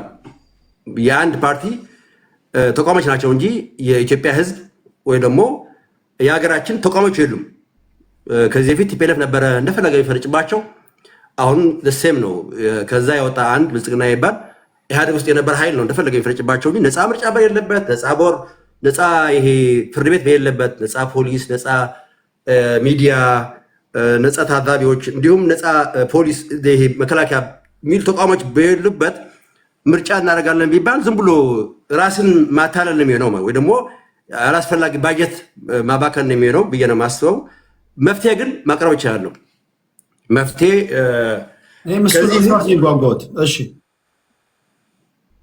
መፍትሄ የምለው ከዚህ በፊት ከዚህ ሁሉ እሰማለሁ። ኦኬ ታንክ ዩ። ከዚህ ሁሉ ግርግር እኔ መፍትሄ የምለው ኢትዮጵያ አሁን የራሷን ህገ መንግስት የላትም፣ የራሷን ህግ የላትም። አሁን ያለው ህግ የኢትዮጵያ ህዝብ ህግ ሳይሆን ወይ ደግሞ የኢትዮጵያ ሀገራችን ሉዓላዊነት የሚጠብቅ ለኢትዮጵያ ህዝብ ሉዓላዊ ስልጣን የሚሰጥ ሳይሆን ለአንድ ፓርቲ ስልጣን የሚሰጥ ነው። የአንድ ፓርቲም ነው ባይዘው ይታወቃል፣ አመጣጡም ይታወቃል። ቀደም አንድ ወንድማችን የህዝባችን ቃል ኪዳን ሰነድ ነው ሲል ነበረ። እኔ ከየት እንዳመጣው እኔ በጣም የገረመኝ፣ ምክንያቱም ኢቭን ፕራክቲካሊ እነዚህ ህገ መንግስት ብሎ ያመጡ ሰዎች ከመጀመሪያው ኢትዮጵያ ባዕዳ ወራሪ ናት፣ ኮሎናይዘር ናት ብሎ የተነሱ ሰዎች ናቸው። ፍሮም ዘ ስክራች እነዚህ ሰዎች የኢትዮጵያ ናሽናል ትሬተርስ ናቸው። ብሔራዊ ክደት የፈጸሙ ኢትዮጵያ እንደ ባዕዳ ወራሪ አድርገው መውጋት የጀመሩ ኃይሎች ናቸው። ቲፒኤልኤፍም ሻዕቢያም ኦነግም ብታነሳቸው እነዚህ ኃይሎች ይህ ህገ መንግስት ሲያጸድቁ ከህዝቡም አሰባስበው ወይ ደግሞ የህዝቡን ይሁንታ ተቀብለው ሳይሆን ራሳቸው ነው ኢምፖዝ ያደረጉት። ኢምፖዝ የተደረገ ፕራክቲካልም ኢትዮጵያ ሉዓላዊነቷን ያፈረሰ ነው። ለምሳሌ ሁሉም አንቀጾች ማሳይ አይቻልም፣ ግን ከመጀመሪያው ፕሪያምብል ብታይ ለምሳሌ ኢትዮጵያ እንደ አንድ ሀገር ሳይሆን የሚያያት እንደ ዩናይትድ ኔሽን የሚያያት። ዩናይትድ ኔሽን ውስጥ 193 ከዛ በላይ ሀገሮች አሉ። ዩናይትድ ኔሽን ይባላሉ። ኔሽን ማለት አገሮች ማለት ናቸው። አሁን ፕሪያምብሉ ላይ ኔሽን ናሽናሊቲ ይላል፣ ልክ እንደ ዩኤን ማለት ነው። ኔሽን ሲል አገሮች እንደማለት ነው። ናሽናሊቲ ደግሞ ዜጎች እንደማለት ነው። ስለዚህ ኢትዮጵያ ልክ እንደ ዩኤን አስቦ ነው የሚንቀሳቀሰው ይሄ ዶክመንቱ ማለት ነው። ኢቨን ከዛ በኋላም በአርቲክል 47.9 ካየን ሜምበር ስቴት ይላቸዋል። ሜምበር ስቴት ማለት ለኢትዮጵያ 9 ሜምበር ስቴት ናቸው ሉዓላዊ ሀገሮች ናቸው ብሎ ነው ለዩናይትድ ኔሽን ያቀረበው ዶክመንቱ። ዳት ሚንስ ኢትዮጵያ አንድ ሉዓላዊ ሀገር የሚቀበል ሳይሆን በኢትዮጵያ ውስጥ 9 ሉዓላዊ ሀገሮች እንዳሉ ልክ እንደ ዩኤን ሜምበር ስቴት እንደምላቸው እነዚህ 193 ሀገሮች በኢትዮጵያ ውስጥም 9 ሜምበር ስቴትስ ብሎ ነው የሚጠሯቸው ማለት ነው። ዘርፎር ፕራክቲካል ከመጀመሪያ ኢትዮጵያን ከስር መሰረቷ ያፈረሰ የኢትዮጵያን ዜግነት ያላቸውን መብት የማይቀበል ኮምፕሊትሊ የኢትዮጵያን ታሪኳም ራሱ የማይቀበል ነው። ምክንያቱም እንደምታውቁት ከ1983 የነበረ ታሪክ በሙሉ ኮምፕሊት ዲስትሮይ የሚያደርግ ነው። እሺ መፍትሄው ነገር መፍትሄው ምንድን ነው? መፍትሄው አዲስ የሆነ ኒው ፓብሊክ ኮንስቲቱሽን የአገር ወይ ደግሞ የህዝብ ኮንስቲቱሽን ሪፈረንደም ማድረግ ነው። ምክንያቱም ይህንን ሪፈረንደም ፎር ኮንስቲቱሽን የሚለውን ብዙ ሀገሮች ላይ ተካሂደዋል። ለምሳሌ ባይ ዘ ወይ በተለያዩ በጋና 1992 ላይ፣ በደቡብ አፍሪካ 1996 ላይ በምን ዙሪያ ነው ሪፈረንደም የሚዘጋጀው? ኒው ኮንስቲቱሽን አናዘር ኮንስቲቱሽን የሚጻፈው በሪፈረንደም ነው እንዴ? ኖ እያልኩ ያለሁት ኮንስቲቱሽን አለ እኮ ተጽፏል። ከፈለክ እንልክልሃለን። ኒው ኮንስቲቱሽን ማን የጻፈው? ኢትዮጵያውያን ናቸው። በጣም ቅዱሳን ኢትዮጵያውያን ናቸው። ለኢትዮጵያ ሴቭ ለማለት ኢትዮጵያ የሚያድን የኢትዮጵያን አዲስ ኮንስቲቱሽን ኢትዮጵያ ህዝብ ቮት ማድረግ አለበት። ምክንያቱም አሁን ያለው ህገ መንግስት የመንግስት ነው እንጂ የህዝብ አይደለም። ከስሙ ራሱ ብትነሳ የመንግስት ህግ ነው የሚለው። ስለዚህ ዛስ ዋይ አንድ ሰው ሲያጠፋ የሚጠይቀው የለም። የተወሰነውን አንቀጽ ታልታንብልን ትችላለህ? እልክልሃለሁ፣ ሙሉውን እልክልሃለሁ። ባይ ዘ ወይ ምክንያቱም ለምሳሌ እነ መኮንን ዳያሞ የሚባሉ ታውቃቸዋለህ? የሲዳማ ሰው ናቸው። እነ መኮንን ዳያሞ ሀቢሪ ዳት እሱ አንብበዋል? አላነበበውም? በጣም ሞደርን የሆነ ከተለያዩ ከአሜሪካ ከህንድ ከተለያዩ ሀገሮች ላይ ድራፍት ተደርጎ ቤስት የሆነ ህግ ነው። አሁን ያ ህግ የአገር ህግ ነው፣ የህዝብ ህግ ነው የሚሆነው። ይህም ከአሜሪካ ከህንድ የተቀዳ ነው ሲጻፍ እንደዛ የተቀዳ ሳይሆን በኢትዮጵያ መሰረት ነው። ገብቶሃል? አሁን ሳታየው እንደዛ መፈረጅ አንብበዋል? ከነበብከው ደስ ይለኛል። አነበብኩትም። ንገረን። የተወሰነውን እኮ አለ እኮ የተወሰነውን እስኪ አንቀጹ ከጻፋችሁ ታንብብልን። ዋና ዋና የምትለው አሁን ሌላ የፈለኩት ወደ እዛ ውስጥ ያለው አርቲክል እኔ ከምናነብልህ ሁሉም ሰው እኮ ሊያነበው ይችላል። ልክልሃለሁ ከፈለክ ዲቴይል ዩቲዩብ እሰጥሃለሁ። ከፈለክ ኢንተርቪው ታደርገዋለህ። እኔ አውቀዋለሁ። እዚህም ከእንትና ጋር የምትተኑ ነበር። ኤግዛክትሊ። አሁን ምንድነው ማለት የፈለኩት መሰለ አሁን ባለው የኢትዮጵያ ኮንስቲቱሽን የሲዶ ኮንስቲቱሽን ማለት አገር ኢትዮጵያን የካደ ኮንስቲቱሽን የፈለገ ነገር ብታረግ የሚመጣ መፍትሄ የለም ለማለት ፈልጌ ነው። ምክንያቱም ይሄ የኢትዮጵያ ህግ አለ፣ የኢትዮጵያ አገራችን ህግ አለ፣ የጥላቶች ዶክመንት ነው። ገብቷል። በዚህ በጥላት ዶክመንት ሌላውን አንድ ጥያቄ ልጠይቅ። ለምሳሌ አሁን 9 ክልሎች 2 ከተማ መስተዳድሮች ነበሩ። ይሄን እነዚህን እንደ ሜምበር ስቴት ነው የሚያያቸው ወይም ደግሞ እንደ ሉዓላዊ ሀገር ነው የሚያያቸው ብላል። ለዚህ የእናንተ መፍትሄ እናንተ አሁን አንተ በምትነግረኝ ህገ መንግስት ላይ ምንድነው ያሰፈራችሁት ያስቀመጣችሁት መፍትሄ ምንድነው የምታደርጓቸው? አሁን ኢትዮጵያ ውስጥ እንደ አንድ ሀገር ነው ያለ፣ አንድ ሀገር ነው ያለ እንጂ 9 ያለው ሀገሮች የሚባሉት የለም። ከየት ታመጣዋለህ? በአንድ ሀገር ውስጥ ሰማን። እሱን አሁን ለዚህ ያስቀመጣችሁት መፍትሄ ምንድነው? ኦኬ እያልከው ከሆነ አሁን ኢትዮጵያ ሶቨሬን ናሽናል ራስዋን ሶቨሬን የሆነች ሀገሮች እንጂ በውስጧ የተለያዩ ሀገሮች አሉ የሚለውን ነገር ወደ ዩኤን የገባውን ነገር እሱ ነው። ከዩኤን ጋር ተነጋግረን ዩኤን ነው ይሄንን አዲስ ቮት ማካሄድ ያለበት። ፕሮሲጀር እኮ አለው እኮ ዝም ብለህ እኮ አለ የምታደርገው እኮ። አሁን ህገ መንግስቱ 9 ክልሎች አሉ ብሎ ክልል 1 ክልሎች እስከ 9 ድረስ ዘርዝሮ 2 ከተማ መስተዳድሮችን በስማቸው አስቀምጧል። እንዴት ነው ያስቀመጠው? ክልል 1 ትግራይ 2 3 4 እያለ አስቀምጧል። እናንተ ምንድን ነው ያስቀመጣችሁት?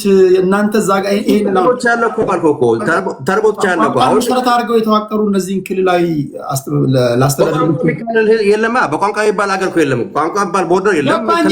እሱን እኮ ሰማን። ችግሩን ተነተንከው። ለዚህ እናንተ እያባላን ያለ ነገር ነው። ለዚህ ያስቀመጣችሁት በጻፋችሁት ህገ መንግስት ላይ እናንተ እንዴት አድርጋችሁ ነው ያስቀመጣችሁት? እንደዚህ እየጠየቁት ችግሩን ይዘረዝርልኛል። ወደ ሳሚ ዛክሱሜት እንሄዳለን። ችግር አይደለም ስተነትን መፍትሄ አለኝ ካልክ ኦኬ መፍትሄውን ንገረን። እንዴት ያለ ነገር ነው? በመድኃኒዓለም እንዴት ናችሁ? አለን እግዚአብሔር ይመስገን። ሳሚያችሁ ሁላማን ሰላም ብለናል። ሁላችሁም አድማጮች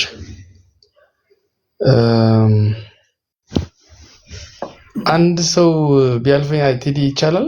አንድ ሰው አዲስ ታይምስ እንሄዳለን። እሺ እንዴ 8 ደቂቃ ሙሉ ችግር ተነተናል እንዴ? አማራጭ ሐሳብ አለን አልከኝ። ኦኬ አማራጭ ሐሳባችሁን ደግሞ እንስማው። 7 ደቂቃ ከምናምን ችግር ተነተንክ። ጥያቄ ጠየቅኩ። ኦኬ የእናንተ መፍትሄ ሐሳብ ኦኬ እነዚህ ለምሳሌ ስፔሲፊካሊ እነዚህ ሉዓላዊ ሀገር ራሳቸው በአንድ ሀገር ውስጥ ሆነን ራሳቸውን እንደ ሀገር ያወጁ ትክክል ያልሆነ ሶቨሬን ስቴት ናቸው። ይሄ ትክክል አይደለም አላችሁ ነው ወይም አለ። ለዚህ ደግሞ መፍትሄ ሐሳብ አለን አልክ። ያንተ መፍትሄ ያመጣው ምንድነው? ህገ መንግስቱ ላይ ጻፍከው ምንድነው?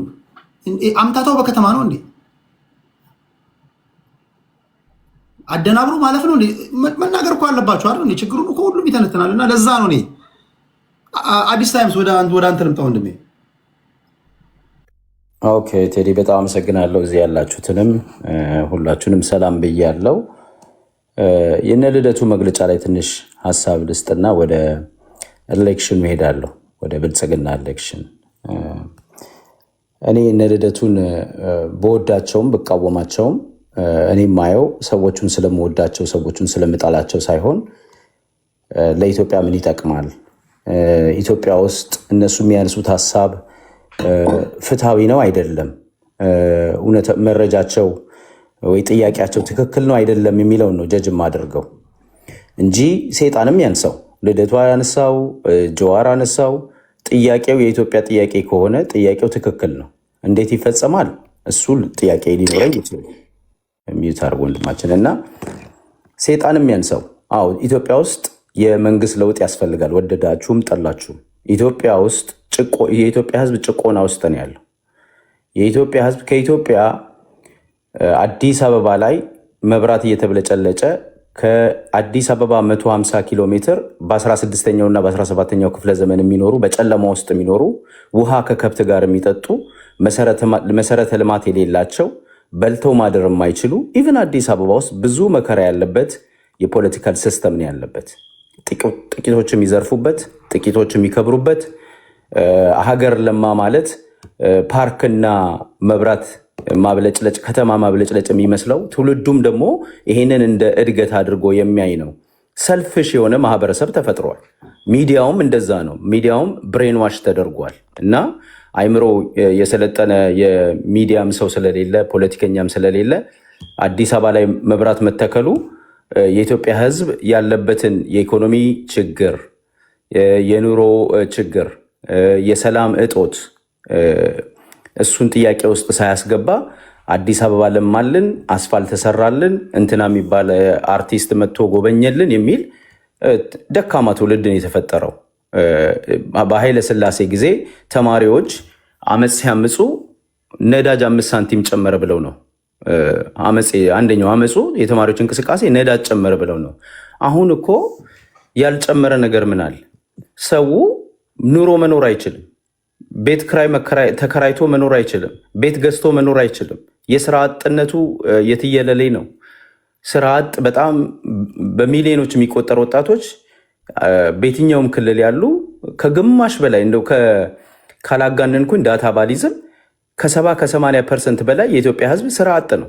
10% አይሆንም ስራ ላይ ያለው ከነጋዴው ጀምሮ እስከ መንግስት ሰራተኛው እና ይሄ ሁሉ ምስቅልቅል ባለበት ሁኔታ ውስጥ ዲሰፕሽን የሚፈጥሩ የስትሪት ልማቶች፣ ይሄ ፓርክ ስራዎች እንደ ትልቅ እድገት ተደርጎ ለብልጽግና ሲደለቅ ነበር። ይሄን ደግሞ በጣም ያሳዝነው ቲክታኩ ትናንሽ ቲክታከሮች፣ ዩቱበሮች፣ የሚዲያ ሰዎች ሲያጋኑትና ሲያላጉት ነበር። ይሄ በጣም ነውር ነው። እውነት ለመናገር ህዝቡን የሚወድ ሰው የህዝቤ የኑሮ ዘይቤ ተቀይሯል ወይ?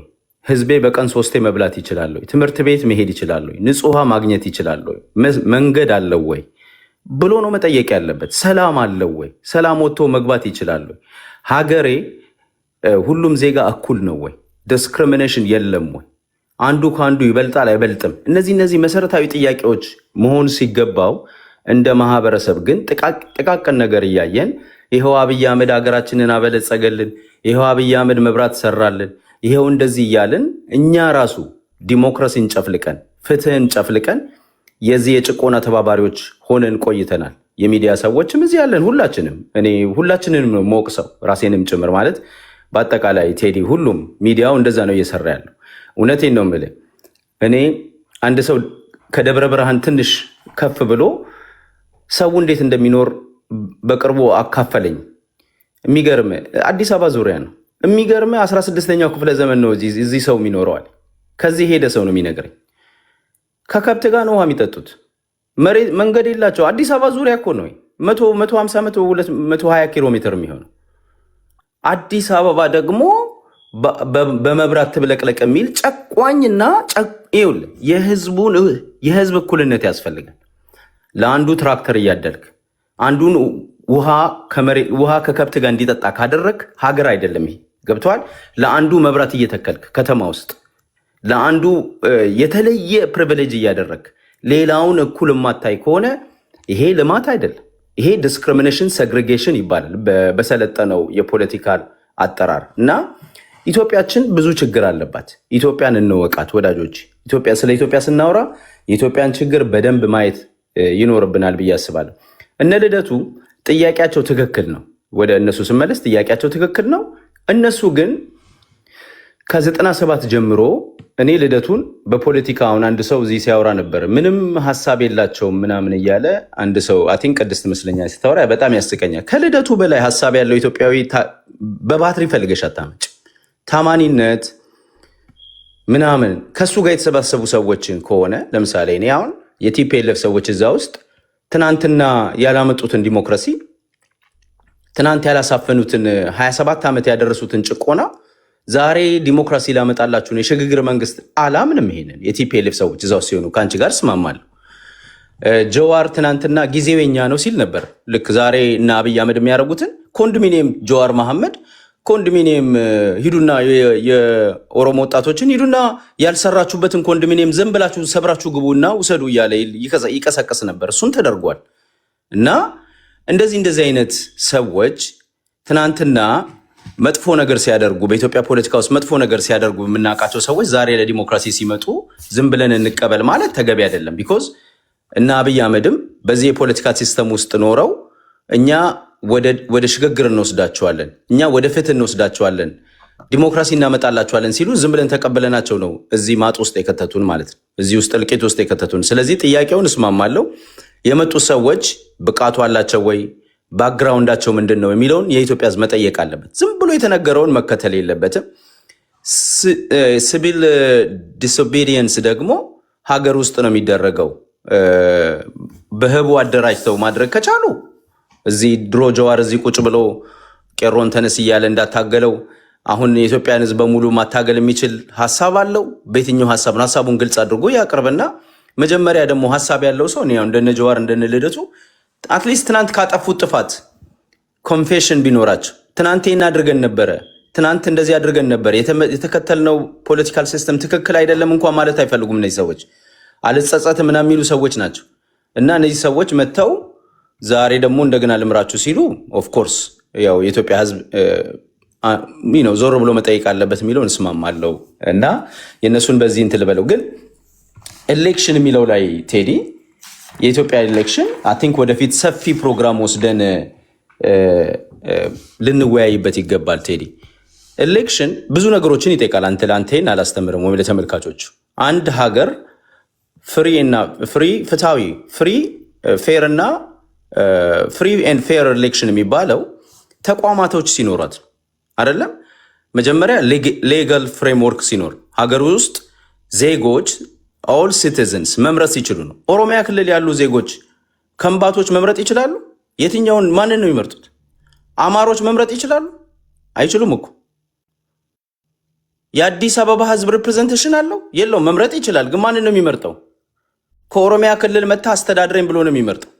የአዲስ አበባ ህዝብ እኮ ሲመርጥ ከኦሮሚያ ክልል የመጣ ፓርቲ አስተዳድረኝ፣ ከአማራ ክልል የመጣ ፓርቲ አስተዳድረኝ፣ ሌላ አውትሳይደር ነው የሚመርጠው ተገዶ ማለት ነው። አየህ፣ የምርጫ ሊገል ፍሬምወርኩም ራሱ አይሰራም፣ ትክክል አይደለም። እንትኖቹ በአጠቃላይ ያሉ የመንግስት ተቋማትን ኦሮሚያ ክልል ውስጥ ያሉ ሌላ ብሔሮች መምረጥ አይችሉም ስትል ሌላ ተወላጅ አልገባኝም። መምረጥ አይችሉም ስትል ግራ ስለገባኝ ነው። ኦሮሚያ ክልል የሚኖር አማራ ማንን ነው የሚመርጠው? ለምሳሌ ንገረኝ። ይሄ የብሔር ፖለቲካ ነው። እሱን ነው እንጂ ምርጫ ካርድ ወስዶ ተመዝግቦ እዛው የኦሮምኛ ቋንቋ የሚችሉ ወይም ኦሮሚያ ውስጥ የተወለዱ የኦሮሞ ተወላጆችን ካሉ ኦፕሽኖች እነሱን ይመርጣል እንጂ የራሴ የሚሉትን ሰው አይመርጥም ለማለት ፈልገ ነው።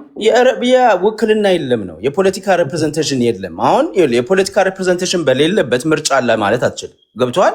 ዜጎችን ጨፍልቀ የምርጫውን ሲስተም ለራስ አድርገ ይህንን ነው መምረጥ የምትችሉት ብሎ ምርጫ አለ እንዴ? ምርጫ እኮ የለም። ምርጫ ከሆነ ፌር ኤንድ ፍሪ መሆን አለበት። ፌር ኤንድ ፍሪ ደግሞ ሁሉም ሲቲዝን የፖለቲካል ተሳትፎ ያስፈልገዋል። የፖለቲካ ሪፕሬዘንቴሽን ምንድን ነው ይፈጸምለታል፣ ወይንም የፖለቲካ ሪፕሬዘንቴሽን ይኖረዋል እና ይሳተፋል። ተሳትፎና ሪፕሬዘንቴሽን ያስፈልገዋል ማለት ነው። ይሄ ሰዓት አማራ ክልል አለ፣ ትግራይ ውስጥ አለ፣ በተወሰነ መጠን አማራ ክልል ኢትዮጵያ ውስጥ የሚሰራው እንደውም አማራ ክልል ነው። ለምሳሌ አማራ ክልል ለየትኛው መሰለህ? የኦሮሚያ ልዩ ዞን ራሱን ይመርጣል። አገዎቹ ራሳቸውን ይመርጣሉ አላቸው፣ የራሳቸው ልዩ ዞን ተብሎ ስለተሰጣቸው ማለት ነው። ገብተዋል። ኦሮሚያ ክልል አሁን ይሄ አይሰራም። ስንትና ስንት ሚሊዮን ህዝብ አለ፣ አይመረጥም። ወይንም እንዲመረጥ የሚገደደው ማንን ነው? የቀረበለትን ፓርቲ ምረጥ ነው የሚባለው። እሱም ለዘይት ይሰጣል ምናምን ይሰጣል ተብሎ ይመረጣል ማለት ነው። ስለዚህ ሁሉም ብሔር ውስጥ ብትሄድ፣ ትግራይ ውስጥ ብትሄድ አለ፣ አማራ ውስጥም ይኖራል። ባይዘወይ የአማራውንም እኔ ባይዘወይ የአማራውንም ፍጹም እያደረግኩት አይደለም። ሲስተሙ በአጠቃላይ ኢትዮጵያ ውስጥ ይኸውልህ ዜጎች የሚፈልጉትን የሚመርጡበት አይደለም ነው ቴዲ። ባረም ላይኑ ዜጎች የሚፈልጉትን የፖለቲካል ሊደርሽፕ፣ የፖለቲካል ፓርቲ፣ የፖለቲካል አድሚኒስትሬሽን መምረጥ የሚችሉበት መደላደል የለም ኢትዮጵያ ውስጥ። አንድ ሌጋል ሲስተሙን ብታየው እንደዛ አይሰራም። የሴኩሪቲ ሲስተሙን ብናየው፣ የጸጥታ ተቋማቱን ብናየው፣ በአንድ ቃል የጸጥታ ተቋማቱ ለመንግስት ቀጥተኛ ተጣሪ ነው። አሁን ለምሳሌ የጸጥታ ተቋሙ ህዝቡ ቮቱን ቢሰረቅና ሰልፍ ቢወጣ በጥይት ግንባር ደብድቦ ነው የሚመልሰው። ለህዝቡ ለእውነት አይቆምም። ይሄ ባለበት ሁኔታ ሰልፍ መውጣት የማይቻልበት ሀገር ላይ አሁን ሄደ ምርጫ አደርጋለሁ ስትል ጨዋታ ነው የሚሆነው። እና ኢትዮጵያ ውስጥ ምርጫ የለም። አብይ አህመድ እያጭበረበረ 2 ተርም ቀጥሏል። አሁን 3ኛ ተርሙ። ይህን ሲስተም አብይ አህመድ ያመጣው ነው ብለህ ነው የምታምነው? አብይ አህመድ አላመጣውም። አብይ አህመድ ግን ያመጣው ማን ነው? ያመጣው ኢህአዴግ ቲፒኤልኤፍ ነው ያመጣው። ግን ያስቀጠለው አብይ አህመድ ገብተዋል። አብይ አህመድ ወዶና ፈቅዶ አስቀጥሎታል። እና አብይም ከተጠያቂነት አያመልጥም። እንዲሁም በዲሞክራሲ ስም፣ በፍትህ ስም፣ በለውጥ ስም ብዙ ሰዎች መስዋዕትነት ከፍለው የመጣውን ለውጥ ገብተዋል ወደ ተሳሳትና ወደ ሌላ ጭቆና ውስጥ በመውሰድ እንደውም ተጠያቂ ነው አብይ አህመድ እና ስርዓቱ ፓርቲ ብልጽግና። ስለዚህ ይሄንን ነው የምለው። ቴዲ አመሰግናለሁ።